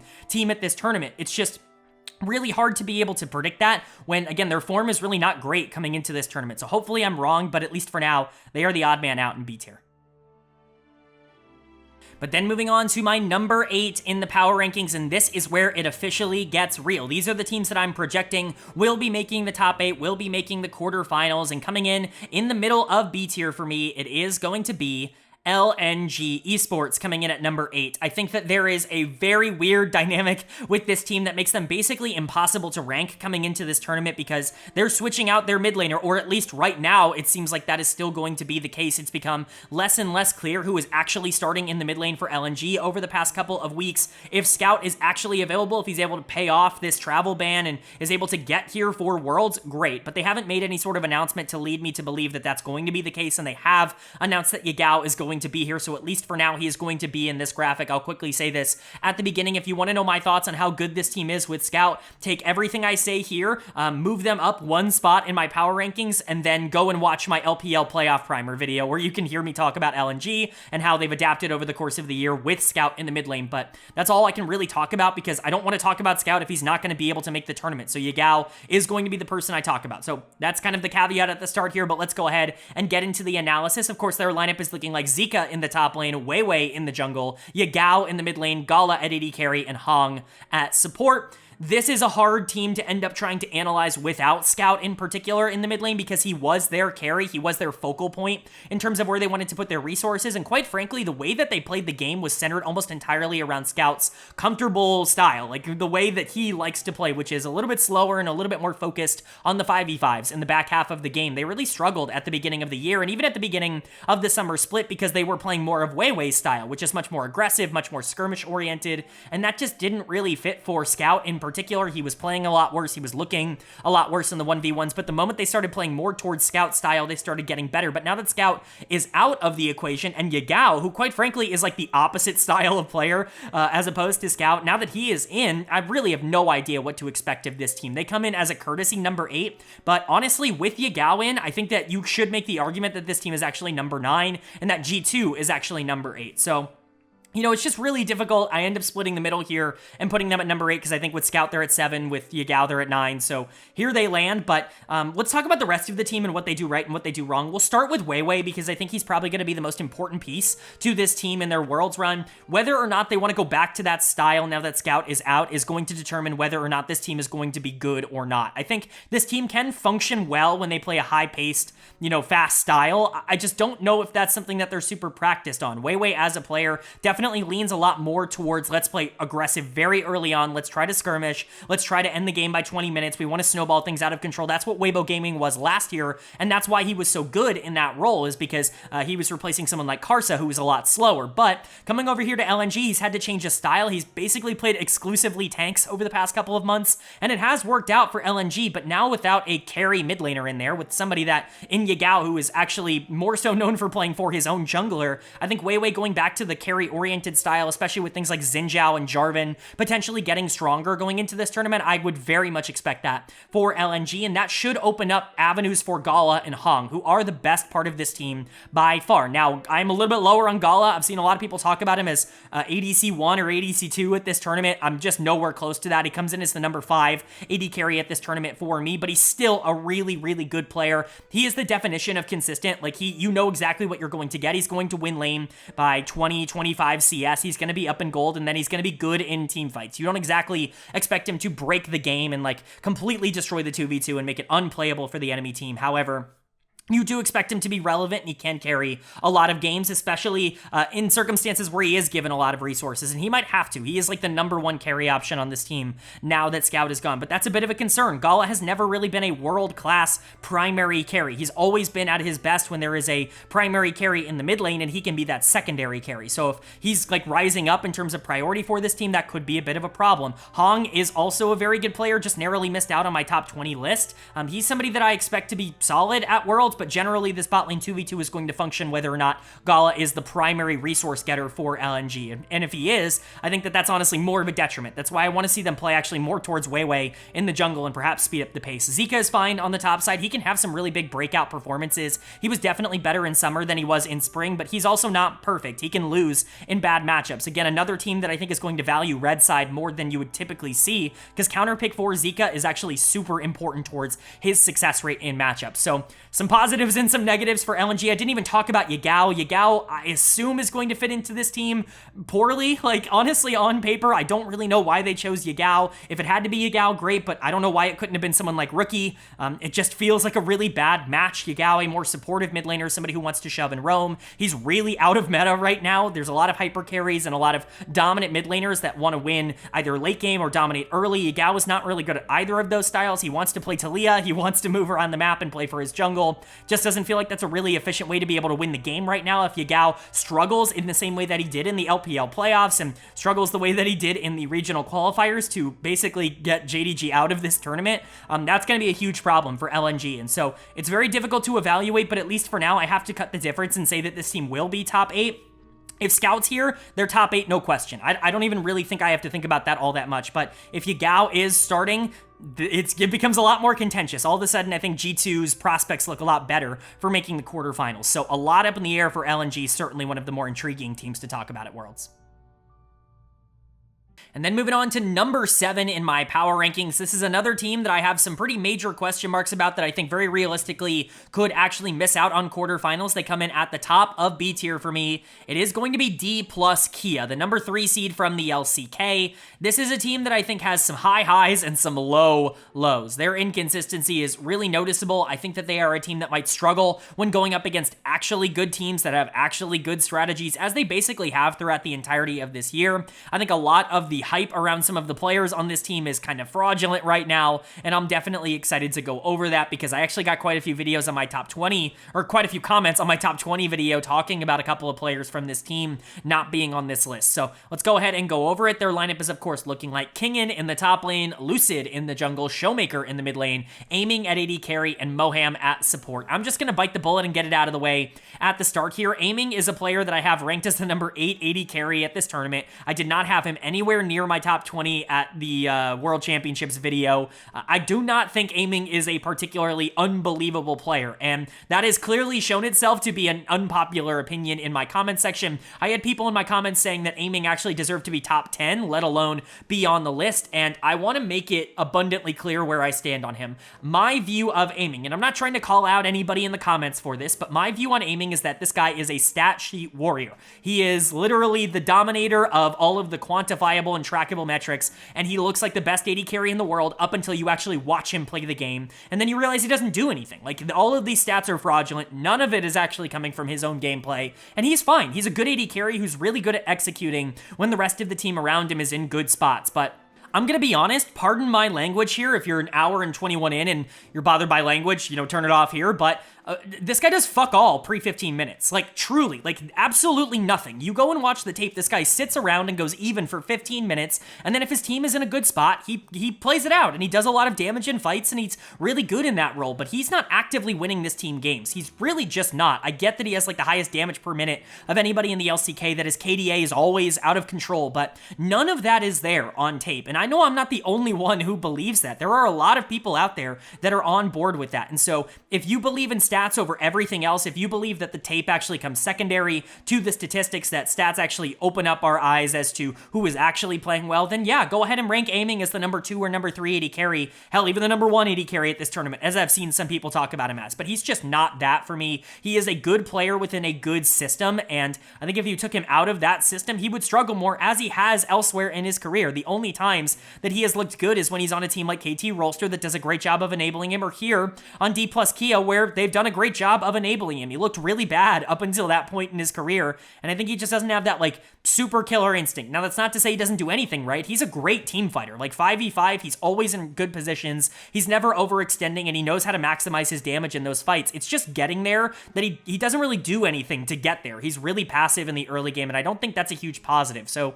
for me, aiming's coming in at number 8. Oh, also, he kind of got destroyed in the playoffs. Like, this guy got completely exposed when having to play a best of 5, and so, you know, we'll see if that ends up continuing on. But no, I'm not high on aiming. I'm, in fact, very low on aiming, and if you have a different opinion, let me know down in the comments, because I know it's not the most popular opinion in the world, but that's where we're at. I also think Moham is, like, whatever. Like, he's a rel 1 trick right now, and obviously he might be able to grow into more. I've always liked Moham's, like, raw mechanics, and I do think he's the kind of player that can make it work here, but from a macro perspective, he still has a lot of growing to do, and I definitely am not sure that he is going to be an upgrade to Kellen, like I think this team is hoping and praying that he will be, but the rest of this team does have a lot of positives. I think Lucid and Showmaker have actually been really good over the course of this split. Showmaker was on my honorable mentions for that top 20 list. Showmaker is kind of the heart and soul of this team when you talk about a player that kind of gets shafted by stats because aiming is getting all of these free kills in the back half of the game. Showmaker ends up looking a little bit worse, but let me tell you, he is the guy that runs everything in the early game of this team.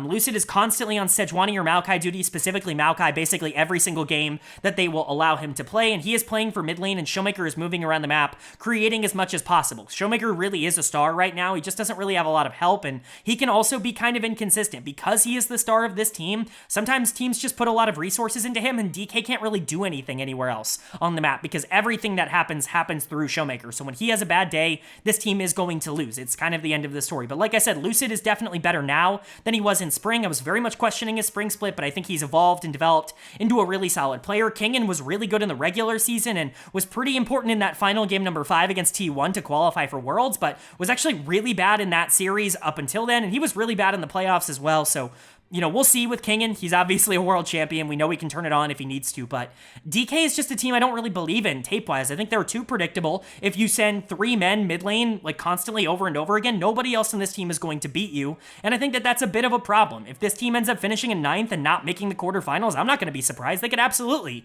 be worse than G2. It's hard to predict that because Showmaker has been so good, and I do think the development that Lucid has made has been really positive, and aiming and Moham can be good. Like, the numbers aren't fake in the sense that they are, like, relevant right now, that they are valuable to this team, because they are. Like, they do a lot in the late game. I just think that they're not, like, game breakers outside of the system, and that's kind of my argument. So if the system ends up working, they're probably around the 7th best team at this tournament, but if it doesn't, they could fall a lot farther down. But now we get to move on to number 6 in my power rankings, and this is going to be the start of A tier. This is the jump from B to A. We talked about it. B tier teams expect to make the quarterfinals, but maybe don't expect to make any sort of deep run into this tournament, or at least that's my anticipation for them. Now that we've reached the A tier, I can basically say without doubt that I'm expecting 2 of the 6 teams that are left in this video to make World Finals. 2 of the teams that are left are going to make it. A tier essentially to me means that you are not a tournament favorite. You're not expected to go and win World Finals, and you probably don't have that anticipation yourself, but with any sort of momentum, if you get in the right zone, if you have the right meta read, you could make World Finals. Like, that's where we're at. Anybody in the top 6 here, I think, could theoretically make World Finals if everything were to go right. The difference is obviously the upper echelon teams will get to A+ and we'll get to S.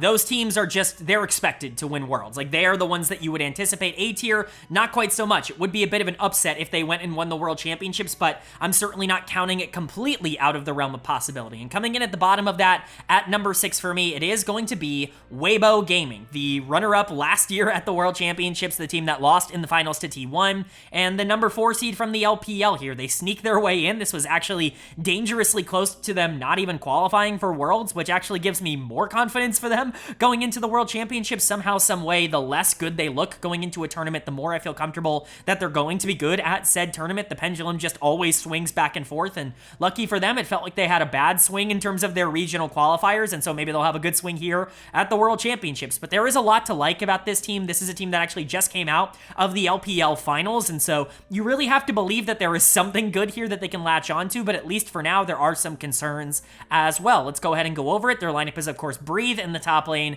Tarzan in the jungle, Xiaohu in the mid lane, Light at AD carry, and Crisp at support. There really is no other place to start other than Tarzan when you talk about Weibo Gaming. This guy has been an absolute menace across the entirety of the LPL split. People were criticizing Tarzan a lot last year. They were criticizing the signing of Tarzan on Weibo Gaming this year, and he has always been better than people have given him credit for. I've been a staunch Tarzan defender over the course of my channel's history. If you know anything about me, you know that I'm a big fan of facilitative, more, I guess, supportive junglers that are willing to play Maokai and Sejuani and Zac and are really good in that role and able to control a lot of the tempo of their game and make their laners look like $1 million. That's Tarzan, like on steroids. Tarzan, Peanut, Karsa, they're all a part of that same kind of group, and that's why I think LPL fans were so quick to turn on Tarzan last year, why he was getting like literally mobbed outside of the building by LNG fans when they would lose games, and why I think LNG felt so pressured to make a change going into this offseason. But Tarzan has been nothing but a positive to literally every single team that he has ever played for, and that has carried over here. This is one of the best splits of his entire career. It's right up there in my opinion with 2021 when he was able to take that LNG team to the World Championships, but this is the most aggressive he has ever been. Typically, he's actually a bit of a slower jungler. That's kind of what you get when you have this more facilitative style, when you like to play things like Maokai, but at least this year, this split, his aggressive slider has been cranked up to 1 million. He's picking Sejuani, and he's being the most aggressive Sejuani you've ever seen in your life. He is the most aggressive jungler in the world, and it's not even particularly close. It's why their game duration is so short, because he's actively going out and trying to generate as many resources as possible, because he realizes that he kind of has to be that guy, and that's really when it clicked for Weibo, when Tarzan took the kind of reins of destiny into his own hand and started actually like influencing games around himself. I think that's when Weibo started getting better, and I think Tarzan is good enough to be the best player on a Worlds winning team. Like, genuinely, I think he's at that point. I think it's a little difficult. You'd love to have some sort of secondary star on this team. They don't really have that right now, but Tarzan is very, very good. The closest they have, in my opinion, is Light down in the bot lane, who is still Light. Like, he is hyper consistent. He's not quite Gala in the sense that he's not just going to walk out of every laning phase winning. He's just going to be so good in team fights that you don't really care about what happened before that. He's kind of like he's kind of like aiming. Like, him and aiming are very similar. I think that they are very, equal players. You just kind of know what you're going to get. He's not going to obliterate the 2v2, but he's a little bit better than aiming in that sense, and he's going to be really good in team fights. Maybe not quite as good as aiming, but he's a little bit more balanced as a player, I would say, and Light is definitely an asset to have. He was a big reason that this team ended up making a World's Finals run last year, and so hopefully they can carry that over again here. His lane mate Crisp, a little bit more up and down. I've been a huge fan of Crisp over the course of his career, but yeah, definitely started to show some signs over the course of this split. He was already undervalued a lot last year, and then he had a bad World Championships, and I think unfortunately that form did carry over a bit into 2024. He's just not really been that unbelievable playmaker that we know him as. He still can do it. Like, of all the supports of all time, I'm not sure there's been a more creative support than Crisp in terms of his ability to find, like, engage avenues in game. When you put him on something like Rakan, like, you can move him anywhere. Like, you can be anywhere on the map as the enemy team, and you always have to be wary that Crisp could be right behind you with an engage angle, because he just sees these flanks that other players don't see. Unfortunately, when he doesn't pull off those, like, ridiculously great plays, sometimes it can actually be a little bit bad for the team because he can be a bit out of position, but the risk reward is often worth it when it comes to Crisp, and I think he still is one of the scarier supports in the world. And then you've got the solo laners who, man, these are interesting conversations to have. Both Breathe and Xiaohu kind of fall into a similar category for me. Players that at their best are really good and actually can be really big assets. Xiaohu had a couple of great games in their playoff run. Breathe, I think, was generally fine in the playoffs, but both of them, man, did they have some bad games over the course of this year. Breathe almost more underrated in that sense. He, like, was talked about as if he was one of the best top laners in the LPL. That was absolutely not the case for a majority of this split. He lost quite a few games for this Weibo Gaming team, so hopefully he can get that under wraps. And Xiaohu, a little bit more on the nose in terms of just how bad he was in the first stage of the LPL summer split, in like that first like group stage. He was horrible, like genuinely horrible, one of the worst players in the LPL. He figured things out once Weibo started to click, and once Tarzan started to be a lot more aggressive in the early game, things started to work out a bit better for him, but he's a player that you do have to watch. There is a chance that he's just miserably bad at this tournament. There's also a chance that he is good and he ends up going on a run and, actually fits into this team well, which is kind of what he was at the end of the playoffs for this team, but, you just don't really know. Again, I think this team is really solid, but the reason that they're not above anybody in the top 5, or that they're not in the top 5 themselves, is because I just don't know if they have that superstar X factor. I think Tarzan can be that, but the problem is, again, I think Tarzan is at his best when he is like the number 2 on one of the best teams in the world. Right now, he has to be this team's number one. There is no other option in terms of being the primary resource getter, and as good as Tarzan has been in that role, I'm not sure if that's a world's winning kind of role for Tarzan, and so we'll see if that ends up being the case, but Weibo more than deserves to, at the very least, be in the A tier. They could absolutely make another run to finals. I would argue this team is probably better than the team that actually did make finals last year, and so, you know, we'll see what ends up happening, but for now, they're going to come in at number 6.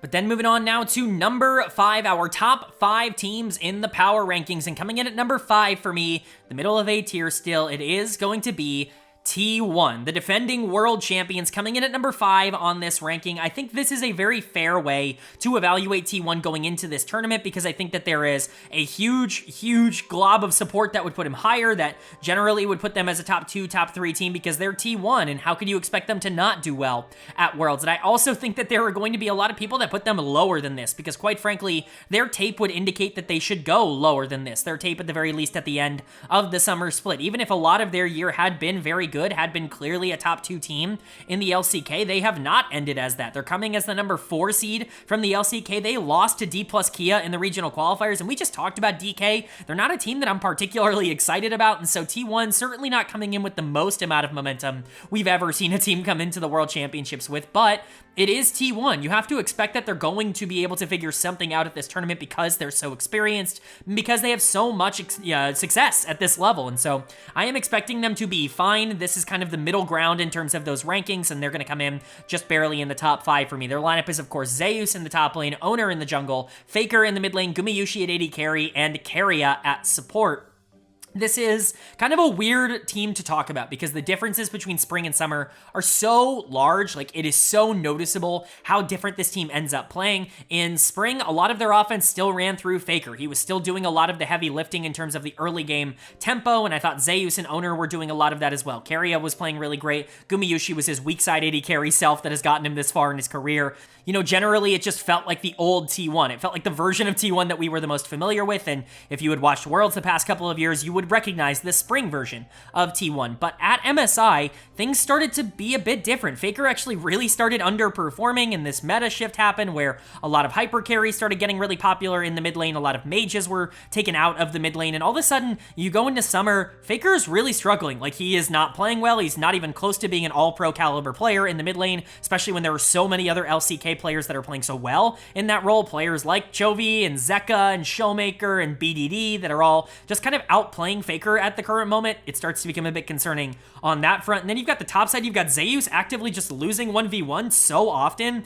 Like, very out of character. I would say very out of character, but it's really not all that out of character for Zeus to just lose every so often. It's kind of what he does. You have Owner really struggling because, as I've said in the past, Owner benefits, like, tremendously from having Faker and Zeus as his top side of the map, from having two lanes that are almost always with pressure so that he can play in the early game, because he doesn't really create all that much himself. He's just not that kind of player. And then you have KIA, who's honestly running it down for a bit of the beginning of this summer split. But luckily for them, Gumayusi, their typical weak side AD carry, he's popping off. He's playing fantastic, and quite frankly, he's dragging them to a lot of wins. You get into the playoffs, and it's kind of a similar story. You're either winning through Gumayusi in the bot lane if he's not getting dove every second of the game, and you're also winning through Zeus, who traditionally has stepped it up domestically in the playoffs and will step it up for the World Championships. It's why he comes in so high in terms of my rankings, but you're still having problems elsewhere. I think Owner and Faker continue to be major question marks for me going into this tournament. They were not very good in the playoffs. They were not very good in the regional qualifiers, and they're going to have to be better at Worlds if this team wants to have a chance of being near the back end of this tournament. If they want to make it out of the quarterfinals, if they want to make it out of the semifinals, Faker needs to be better than what he has been the past couple of months. Now, I'm ranking him as if he is going to be better because it's just really hard to predict a world where he's not going to be at the very least good at this tournament, because he's just been meh. Like, he's been okay, like average in the LCK, which is certainly not the norm for Faker. He's making a lot of mental mistakes, but if he can step it up and actually start to, you know, not make a lot of these weird mental errors in the mid game, then I think this team will be fine. Owner benefits a lot from having Faker in a really good form. I think if Faker starts playing well, Owner will start playing well. I already think KIA was a bit underrated throughout this year, as is evidenced by the fact that people were really mad that I put him on my top 20 list. KIA was actually pretty good. Gumayusi definitely deserved to be on that top 20 list. He's been a hyper carry for this team, even if he has shown that if he is kind of the target for a lot of the enemy team. If the enemy team puts a lot of resources into trying to shut him down, he's not going to be very useful in that situation. And Zeus, like I said, really good in the playoffs, even if he was like very feast or famine, very hit or miss in the regular season. He is always a player that I'm going to expect, now that he has won Worlds and gotten that monkey off his back, I expect him to be kind of the player that steps up when they need him the most. And so for T1, I still think this team is going to be fine. I think I'm interested to see what their playstyle looks like because they've changed it so much over the course of this year. I don't think that there has been all that consistent of a style that I can just attribute to T1. They're going to play through the hot hand, whoever that is, whether it's Zeus, whether it's Faker, whether it's Guma, whether it's Owner, even KIA, like they're going to play through whoever is just playing the best at any given moment, which makes them dangerous. But there are reasons to be concerned and a little bit passive about this team in terms of your expectations as well. It's going to be interesting no matter what, whether they excel and soar and, get back to the top of the standings and prove that, regular season didn't matter for them, or whether they show that, okay, this is actually, the downturn of this T1 dynasty that has been built over the past couple of years. It's going to be fun no matter what.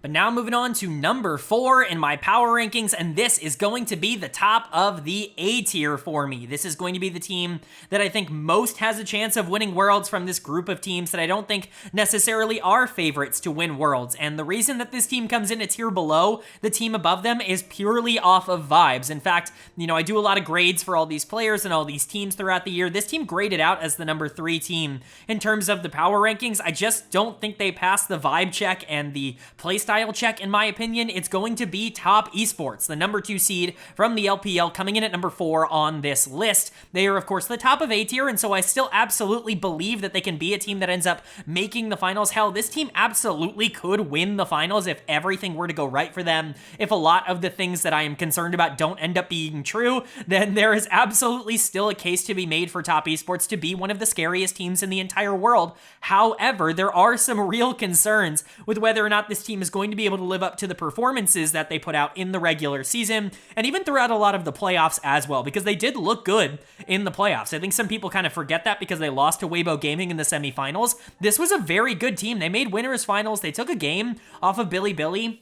Like, they're not some pushover. They're not just this team that kind of lucked in and is now going to get out in Swiss stage, or at least that's not what I'm anticipating, even if I do recognize that that still is absolutely a possibility. So let's go ahead and get into it. Their lineup is, of course, 369 in the top lane, Tian in the jungle, Cream in the mid lane, Jackie Love at AD carry, and Mako at support. I've already talked about every single player on this list in my top 20 players at the World Championships video. Tian, Jackie Love, and Mako made it. 369 and Cream were honorable mentions. I've definitely gone into depth on quite a few of them, and so I'm going to mostly talk about the grand scheme of things here when it comes to Top Esports, although I will be mentioning some individual players. When you talk about how this team likes to play, Tian is the focal point. He is the centerpiece for the direction that they want to go. Now, in the spring split, that was a lot more even. There was a lot of 369 priority. There was a lot of Jackie Love and Mako priority in the spring split, and that also worked out for them. But moving away from that and going more towards a meta that is kind of very focused on the middle of the map has opened things up for Tian in particular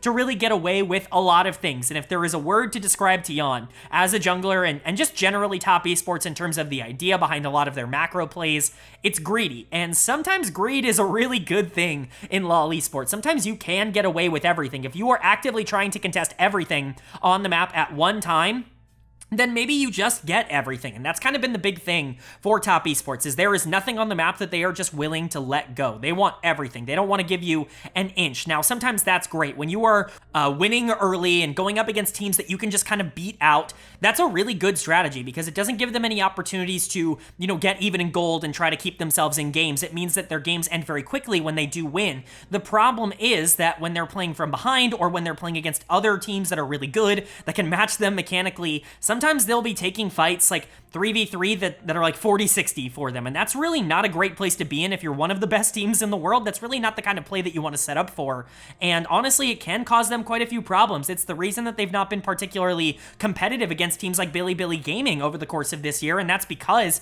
it's just really difficult to be able to play such a greedy style against a team that is arguably more mechanically talented than you. And so Tian, kind of the crux of that style, that's kind of the reason why I just don't think that this can be a team that is in a higher tier than A, even if they do grade out as such in terms of my player rankings, in terms of the metrics that I've tracked over the course of this year. You know, it's just very difficult to kind of pin them down. But if they are going to get there, in my opinion, it's going to be based off the bot lane. JackeyLove is an extremely clutch player. He is somebody who has almost always come up big when his team needs him the most. JackeyLove has always been someone you can rely on to be a primary carry if you want to win. He's won Worlds, for crying out loud, but Mako is another big reason why I'm so active on this bot lane. As you can see on your screen, I think he's the #1 support in the world right now. I talked about that in my top 20 players list. He came in at number 5 on that list. That is certainly a very aggressive ranking from me, but I think he is just the perfect jack of all trades, master of almost all of them type of support, which is very valuable in the meta right now, where you kind of need to do a little bit of everything. I think JackeyLove has the tools he needs to be able to be the best AD carry in the world. I think he has performed pretty close to that over the course of this year. Very underrated how big JackeyLove has been for top esports, and Mako to me has been the best support. And so I think if this team is going to rise above this number 4 ranking and actually live up to the talent on this team, JackeyLove and Mako are probably going to be the reason why, or at least that's what I would anticipate. I do think that there is the potential for someone like Cream to really pop off at the World Championships. He's got a little bit of that Zeka syndrome in him, where I think, you know, maybe as the lights get brighter, perhaps Cream could be a player that you could see take more of responsibility for the team. It's hard to plan that out, though. This is his first World Championships. He's obviously been great over the course of this year. He was my first team All-Pro mid laner in the LPL. That should show you how good he has been, and I think he's developed a lot as a player. He came into the year as more of an assassin, you know, Zeka type of player, melee mid, and wants to carry and needs a lot of resources, but he's really grown into a player that I think can actively be a very versatile piece for the team that he's on. He can play weak side, he can play strong side, he can facilitate his jungle, he can play for bot lane, and he can still carry on those assassins. He can do a little bit of everything, and that growth is what has allowed him to become one of the scarier mids in the world. But again, he's just very unproven at this level, and he's not exactly lived up to the hype so far in big playoff matches or at MSI. And so that's certainly something to keep in mind. 369 was really kind of up and down in the summer split. Man, there were some good and some bad moments from him, but mostly bad in summer. You have to imagine he's going to be able to figure it out. He was the best top laner in the world in spring, and so for him to have been so inconsistent in summer, you just have to hope that that's something he can weed out. But overall, there are just a lot of reasons to be scared. If there's any ranking in this video that I'm pretty sure is going to come back to bite me, it's probably top esports here at 4, because there is a chance that somehow, some way, this team ends up not even making quarterfinals, that they get out in the Swiss stage, but there's also just as big of a chance that they win Worlds. Like, the ceiling versus floor argument for top esports is probably the biggest range of any team at the entire tournament, and that's what makes them so interesting. I think I have to predict them to do well because they're so talented, but there are so many factors that could lead to their inevitable demise at this tournament. But then moving on to number 3 in my power rankings, and this is the start of a new tier, and in fact, it's the only team in the next tier. It's the A+ tier. The differences between A and A+ are definitely more minor than the jumps between all of the other letters that we've already talked about, but if A-graded teams are teams that I would expect to potentially make finals if everything were to go right, but maybe aren't expected to win the tournament, it would be a shock if they walked out as world champions. The A+ tier team is a team that I think fits a lot of that criteria, where I wouldn't be surprised at all if they ended up making World Finals, but they are a jump up in terms of my expectation for them potentially winning the tournament. I think this is essentially like A, but I think they could win the tournament if everything were to go right. They're not a favorite, but they certainly could do it, and I think they have an edge up on the other teams that I have listed in the A tier. And coming in at number 3 for me, it's the LCK champions. It's Hanwha Life Esports. I think this is a pretty fair way to rank them. They are a tier above, well, I guess half a tier above every other team in this,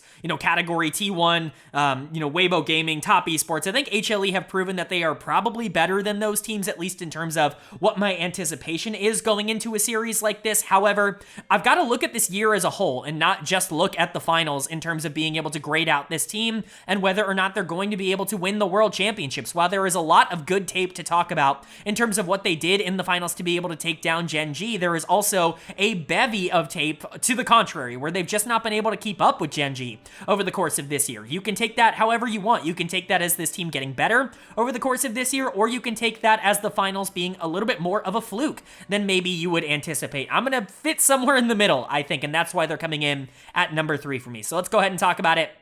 Their lineup is looking like Doran in the top lane, Peanut in the jungle, Zeka in the mid lane, Viper at AD carry, and Delight at support. This is a super stacked lineup from top to bottom. In fact, if you go back in this channel's history and look at all of the primers that I've done for the LCK over the course of this year, whether it be the playoff primers or the pre-split primers, I've mentioned how Hanwha on paper is a team that absolutely can win the World Championships. I think when you look at the talent on this team, there is no position that is, so weak that you would imagine they can't compete with the upper echelon of teams. They are really, really talented across the board. You've got one of the best junglers in the world in Peanut, somebody who has consistently been near the top of the standings, near the end of the World Finals. He's never gotten across that finish line. If he is able to get that World Championship, we are talking about what is very likely the greatest jungler of all time. This is his 5th team that he's ever been to Worlds with. That is genuinely absurd. Having been to Worlds with 5 different organizations, it's just not something that you can do all that easily. Peanut has been effortlessly good everywhere he's gone. As this facilitative jungler that can make every single player that he plays with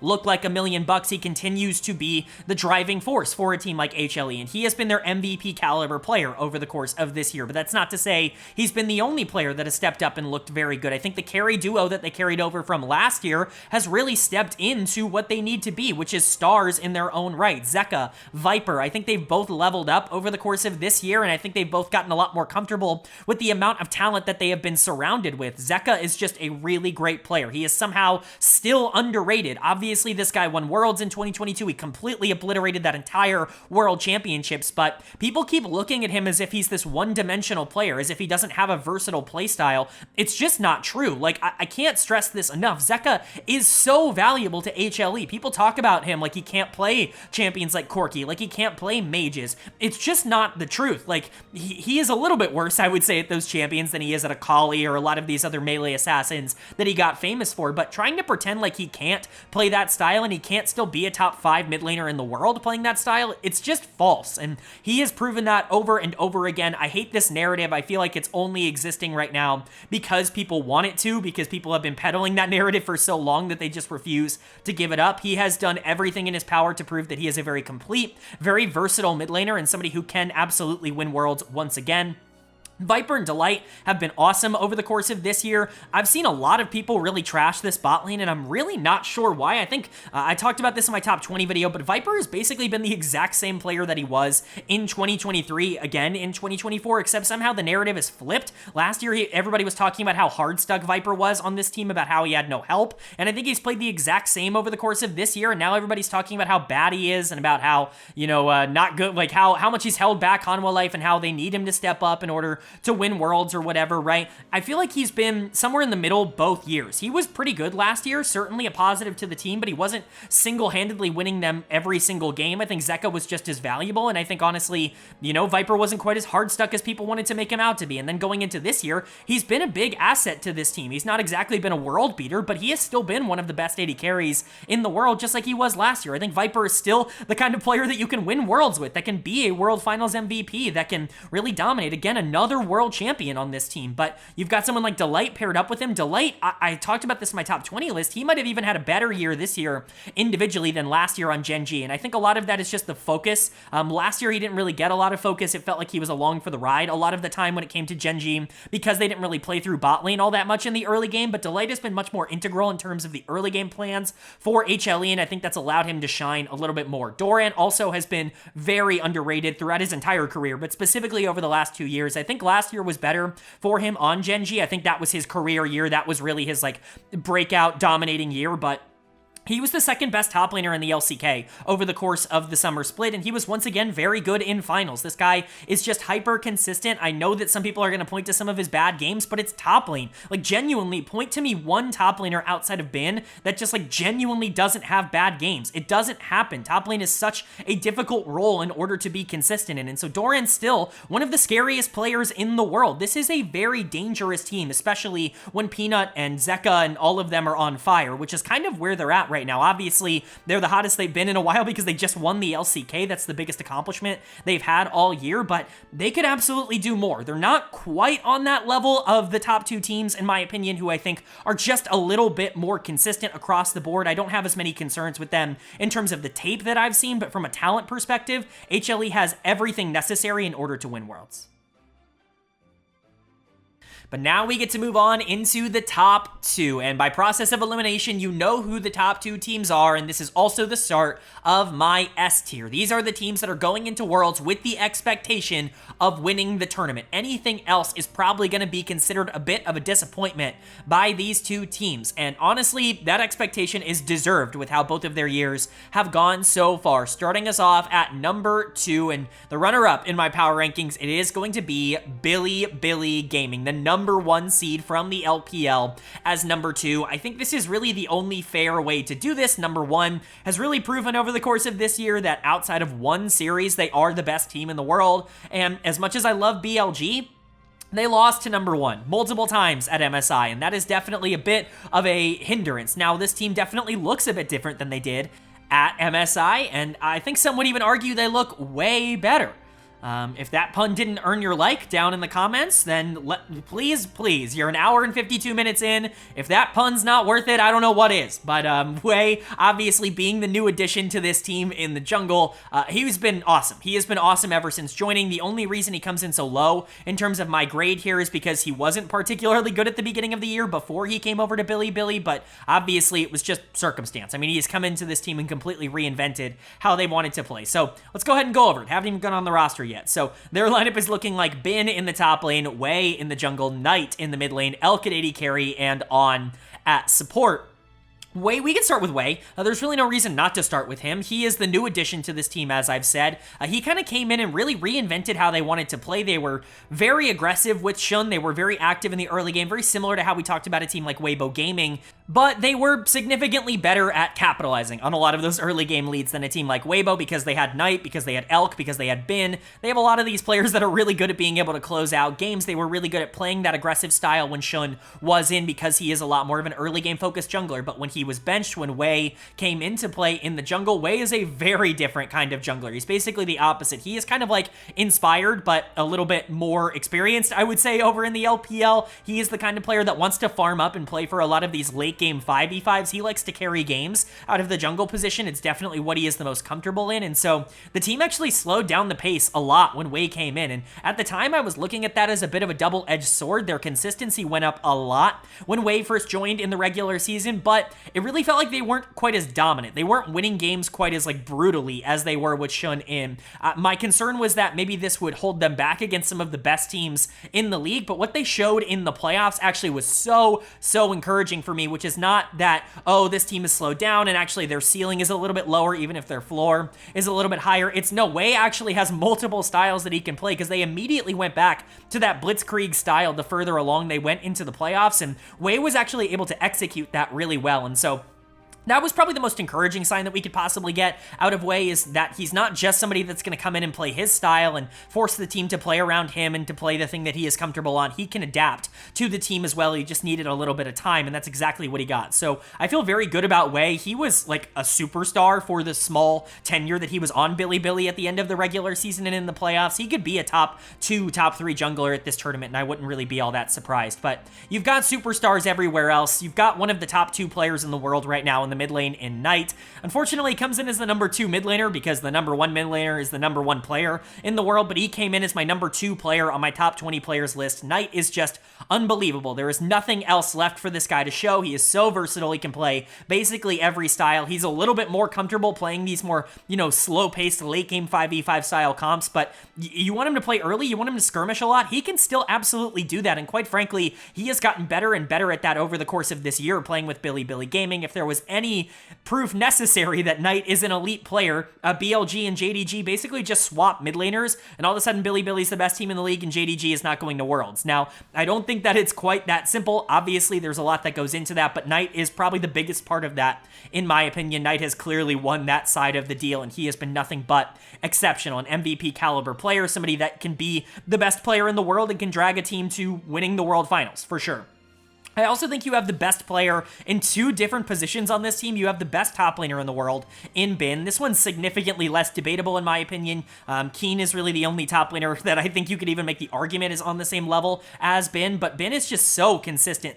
The only concern that Bin has ever had is that he takes regular season games off sometimes. Sometimes he's just not all that locked in, and he doesn't really play all that hard, I will say, in the regular season. But playoffs have always been Bin's I guess, proving ground, if you will, because he has just always decimated the domestic playoffs, and he's always been great at Worlds. He's dragged teams to the World Finals before. Go look at that Suning run in 2020. He was the only player on that team that was really, like, hard carrying them in that way. He really was genuinely maybe one of the best players in the world at the time. He is still a borderline top 5 player in the world, and he is clearly the number 1 top laner in the world. And then you've got Elk, who is, in my opinion, the best AD carry in the world right now, at least in terms of performances. There's really not been anybody that I think has been able to perform the same way that Elk has over the course of this year, and it makes me so interested to see that a lot of people do not share that opinion. A lot of people see Elk as just kind of a part of this Bilibili machine. To me, he was the MVP of the LPL. He was really the most important piece of this Bilibili Gaming machine over the course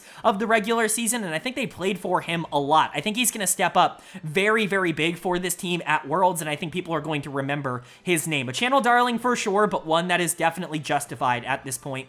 On definitely a little bit more hit or miss, I will say, though.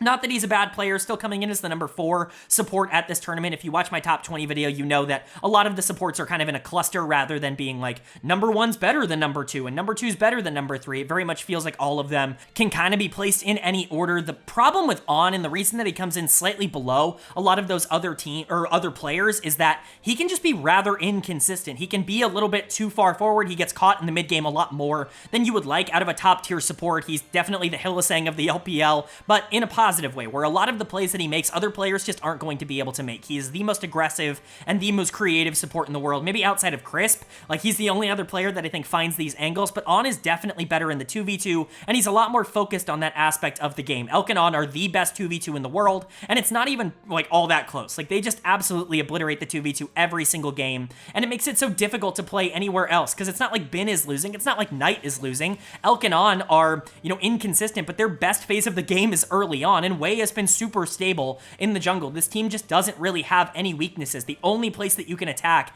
is potentially catching On out on some roam timers that aren't perfect, and then maybe Elk is like a little too far forward. Sometimes Bin can be a little bit inconsistent, like pre 8 minutes, but outside of that, like, this team just does not have weaknesses. I know that a lot of spotlight has been on the LCK over the course of this year, and that's very justified. The spotlight definitely deserves to be there, but Shun was a problem for this team in MSI finals, and now even he is gone for somebody that has been, quite frankly, better than him across this split so far. I'm very excited to see where Bilibili lands, and I think somehow they've become underrated as heavy favorites at this tournament.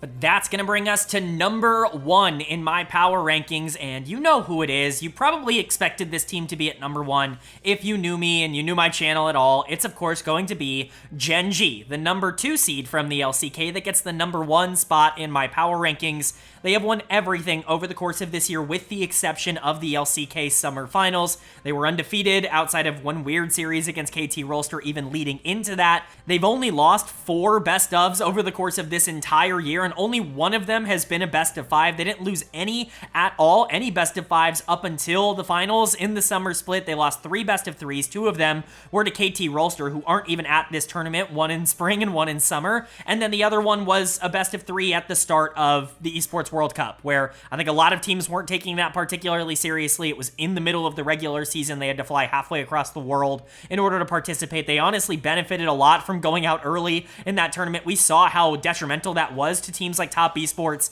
and to T1, who went deep into that tournament and honestly came back and were super fatigued and looked really bad for a couple of weeks. And so I can't even really blame Gen.G for anything. This team has been dominant outside of one singular series across this year, and I can't even really sit here and say that if they played that again, I wouldn't expect Gen.G to completely turn that result around, because they've beaten Hanwha Life every single time that they've played this year except for that series. And so, yeah, this is the best team in the world, at least in terms of expectations going into this tournament. Their lineup is looking like Keen in the top lane, Canyon in the jungle, Chovy in the mid lane, Pays at AD carry, and Lahens at support.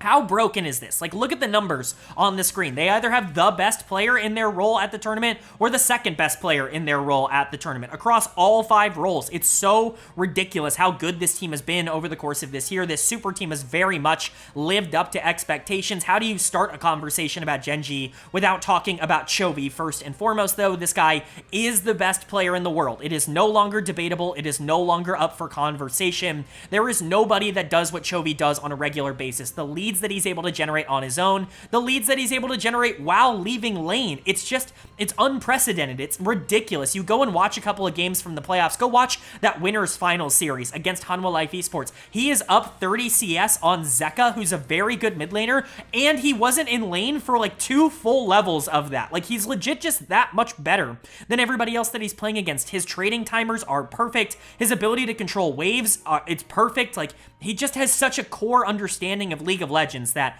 other players just don't have. Like, his mental is so much higher than a lot of other players. Of course, the mechanics are also there, but he is the best player in the world. That is no longer debatable, at least going into this tournament, and especially if he ends up winning Worlds. Like, he's in the conversation for being a top 5 player of all time already. If he wins Worlds, he's going to skyrocket up that list, in my opinion. But you know him. He's Chovy. You also probably know Canyon, who is going to come in as my number 1 jungler. He was number 3 on my top 20 players at Worlds list. It's Canyon, and somehow that was kind of debated. I understand that he definitely looks a bit different when he's on carries versus when he's on facilitators, but he's not that bad on facilitators. He's a good jungler on facilitators. He's probably like the 5th best jungler at this tournament on facilitators, but when he's on carries, when he's actually playing Zyra or Brand or Nidalee or something like that, he's not just number 1, like, in terms of junglers, he's the number 1 player in the world when he gets those aggressive picks. And honest, like, again, like, I think his bad games are so overhated, and I think generally just because he is a little bit, you know, one-dimensional in terms of the playstyle that he wants to go towards, people are a little bit scared off of that. But in terms of output, Canyon has consistently been the number 1 performing jungler in the world, and so I'm going to rank him as such. Then you've got the bot lane here, Pays and Lehens. Pays was my LCK MVP in the summer split. That's back-to-back summer MVPs, in my opinion, for Pays. He didn't get either of them, which is very funny. Chovy ended up getting it in summer, which is totally fine, but Pays was ridiculous. I think this was the best split of his entire career. When you're on this super team and the team is actually starting to play for you, that's pretty impressive. Like, it's really a good situation to be in. Pays was great in late game team fights. He's not the most dynamic early game player, but that's something he's really improved upon. He was a lot closer to being like an aiming level player last year, but he has really grown into being a very well-rounded, versatile player. I think playing with Lehens has definitely helped that, because Lehens is so aggressive in the 2v2 early. It's kind of forced Pays to get better in that stage of the game. He had some, you know, speed bumps, definitely some ups and downs in the spring split, but it all came together in summer, and I think he's really cemented himself as an 18-year-old near the top of the world player rankings. Lehens is arguably the best support in the world. He was MSI Finals MVP. I think a lot of people end up forgetting that. This guy can play a lot of different things, but really excels on engagers. Lucky for him, that's exactly what is meta right now, and I think that will exactly be Gen.G style. And then you've got Keen. Outside of Bim, there's really not been a top laner that's been able to compete with Keen over the course of this year. He's just been so good. Easily the best top laner in the LCK. His good games were definitely better, I would say, in the spring split, but that's because in spring they were actually playing a lot for Keen on the top side. They were playing for the solo lanes, whereas in summer they played a lot more for bot lane. And so I think it's not necessarily Keen getting worse, just kind of his usage going down. He still was first team all-pro top lane for me, and overall he still is arguably the best top laner in the world. And this team across the board is just so dominant. Again, I understand this idea that they lost in the LCK finals, and that there are a lot of people that are just kind of put off by Gen.G, that they think that Choki is going to show up and really cost them at Worlds, even though he's actually been statistically very good at Worlds over the course of his career. There are people that say that Pays is overrated, that Lehens isn't exactly the best support in the world. I got that a lot last year, that Keen is never going to get over that hump and actually win Worlds. Like, there are a lot of people that doubt the players on this team, but no one can doubt the output that this team has had over the course of this year. If they don't end up performing, that's obviously very disappointing because of the year that they've had, but no matter what happens leading into this tournament, they have proven themselves to be elite across the board. All right, but that is going to do it officially for my 2024 World Championships Primer Power Rankings and Analysis video. We're over 2 hours into this video. If you enjoyed it, it really would mean a lot to me if you hit that like button, but it's not over just yet. Up on the screen, you can see the play-in bracket. I'm very excited to talk about this. This is a very interesting format. Of course, 8 teams slotted into the play-ins. Every other team immediately slotted in to the Swiss stage, but only 4 teams. Half of the teams are going to to get cut here. Half of the teams are going to advance into that Swiss stage, into the top 16, if you will. So what am I predicting? Well, I'm not going to do a whole like graphical bracket here. I typically do that at these videos, but it's been long enough as it is, so I'll quickly talk about it. And you already know it. You've seen the power rankings. You know how I feel about these teams, and so you can kind of gather my expectations. I think on the top side of the bracket, you've got PSG and you've got Mad Lions that are likely going to be in that winners finals. I think PSG is going to win that. That would make Mad have to go down and beat the other side. I think 100 Thieves and GAM are probably your two favorites on the bottom side of the bracket, with 100 Thieves probably being better than GAM and them probably moving on as the top two seeds. So PSG and 100 Thieves kind of getting out of their side, and that sets up a situation where Mad is likely facing either the SoftBank Hawks or Movistar R7. I think Movistar is a better team, but I think it could be either, and Mad should probably be able to beat both relatively easily. I think their path is also relatively guaranteed, but then that sets up a situation on the other side where GAM now has to face maybe Pain Gaming. I think that would be pretty winnable for them, but maybe Viking Esports, which all of a sudden becomes a very interesting VCS civil war to determine which one of those teams ends up making the Swiss stage. That's kind of the best case scenario, I think, if that ends up happening, but let me know if you agree or disagree with that down in the comment section below. My prediction, as you guys know, is that GAM, 100 Thieves, Mad Lions, and PSG are going to be the 4 teams going through. Do you agree or disagree with those takes? I'd love to know down below. What do you agree with in terms of my player or team rankings? Would love to know that down below as well. Again, if you enjoyed the video, leave a like. It really does mean a lot, but also hit subscribe. We're going to be covering every single day of the World Championships on this channel, starting tomorrow, of course, when these games start. And if you're interested in that, if you're interested in daily coverage of the entire tournament, and if you like the analysis that I gave over the course of this video, hit subscribe and hit that bell so you can be notified when all of those videos do go live. But of course, with all that being said, I hope you all are having a great day. I hope you continue to have a great day, and I will see you all later.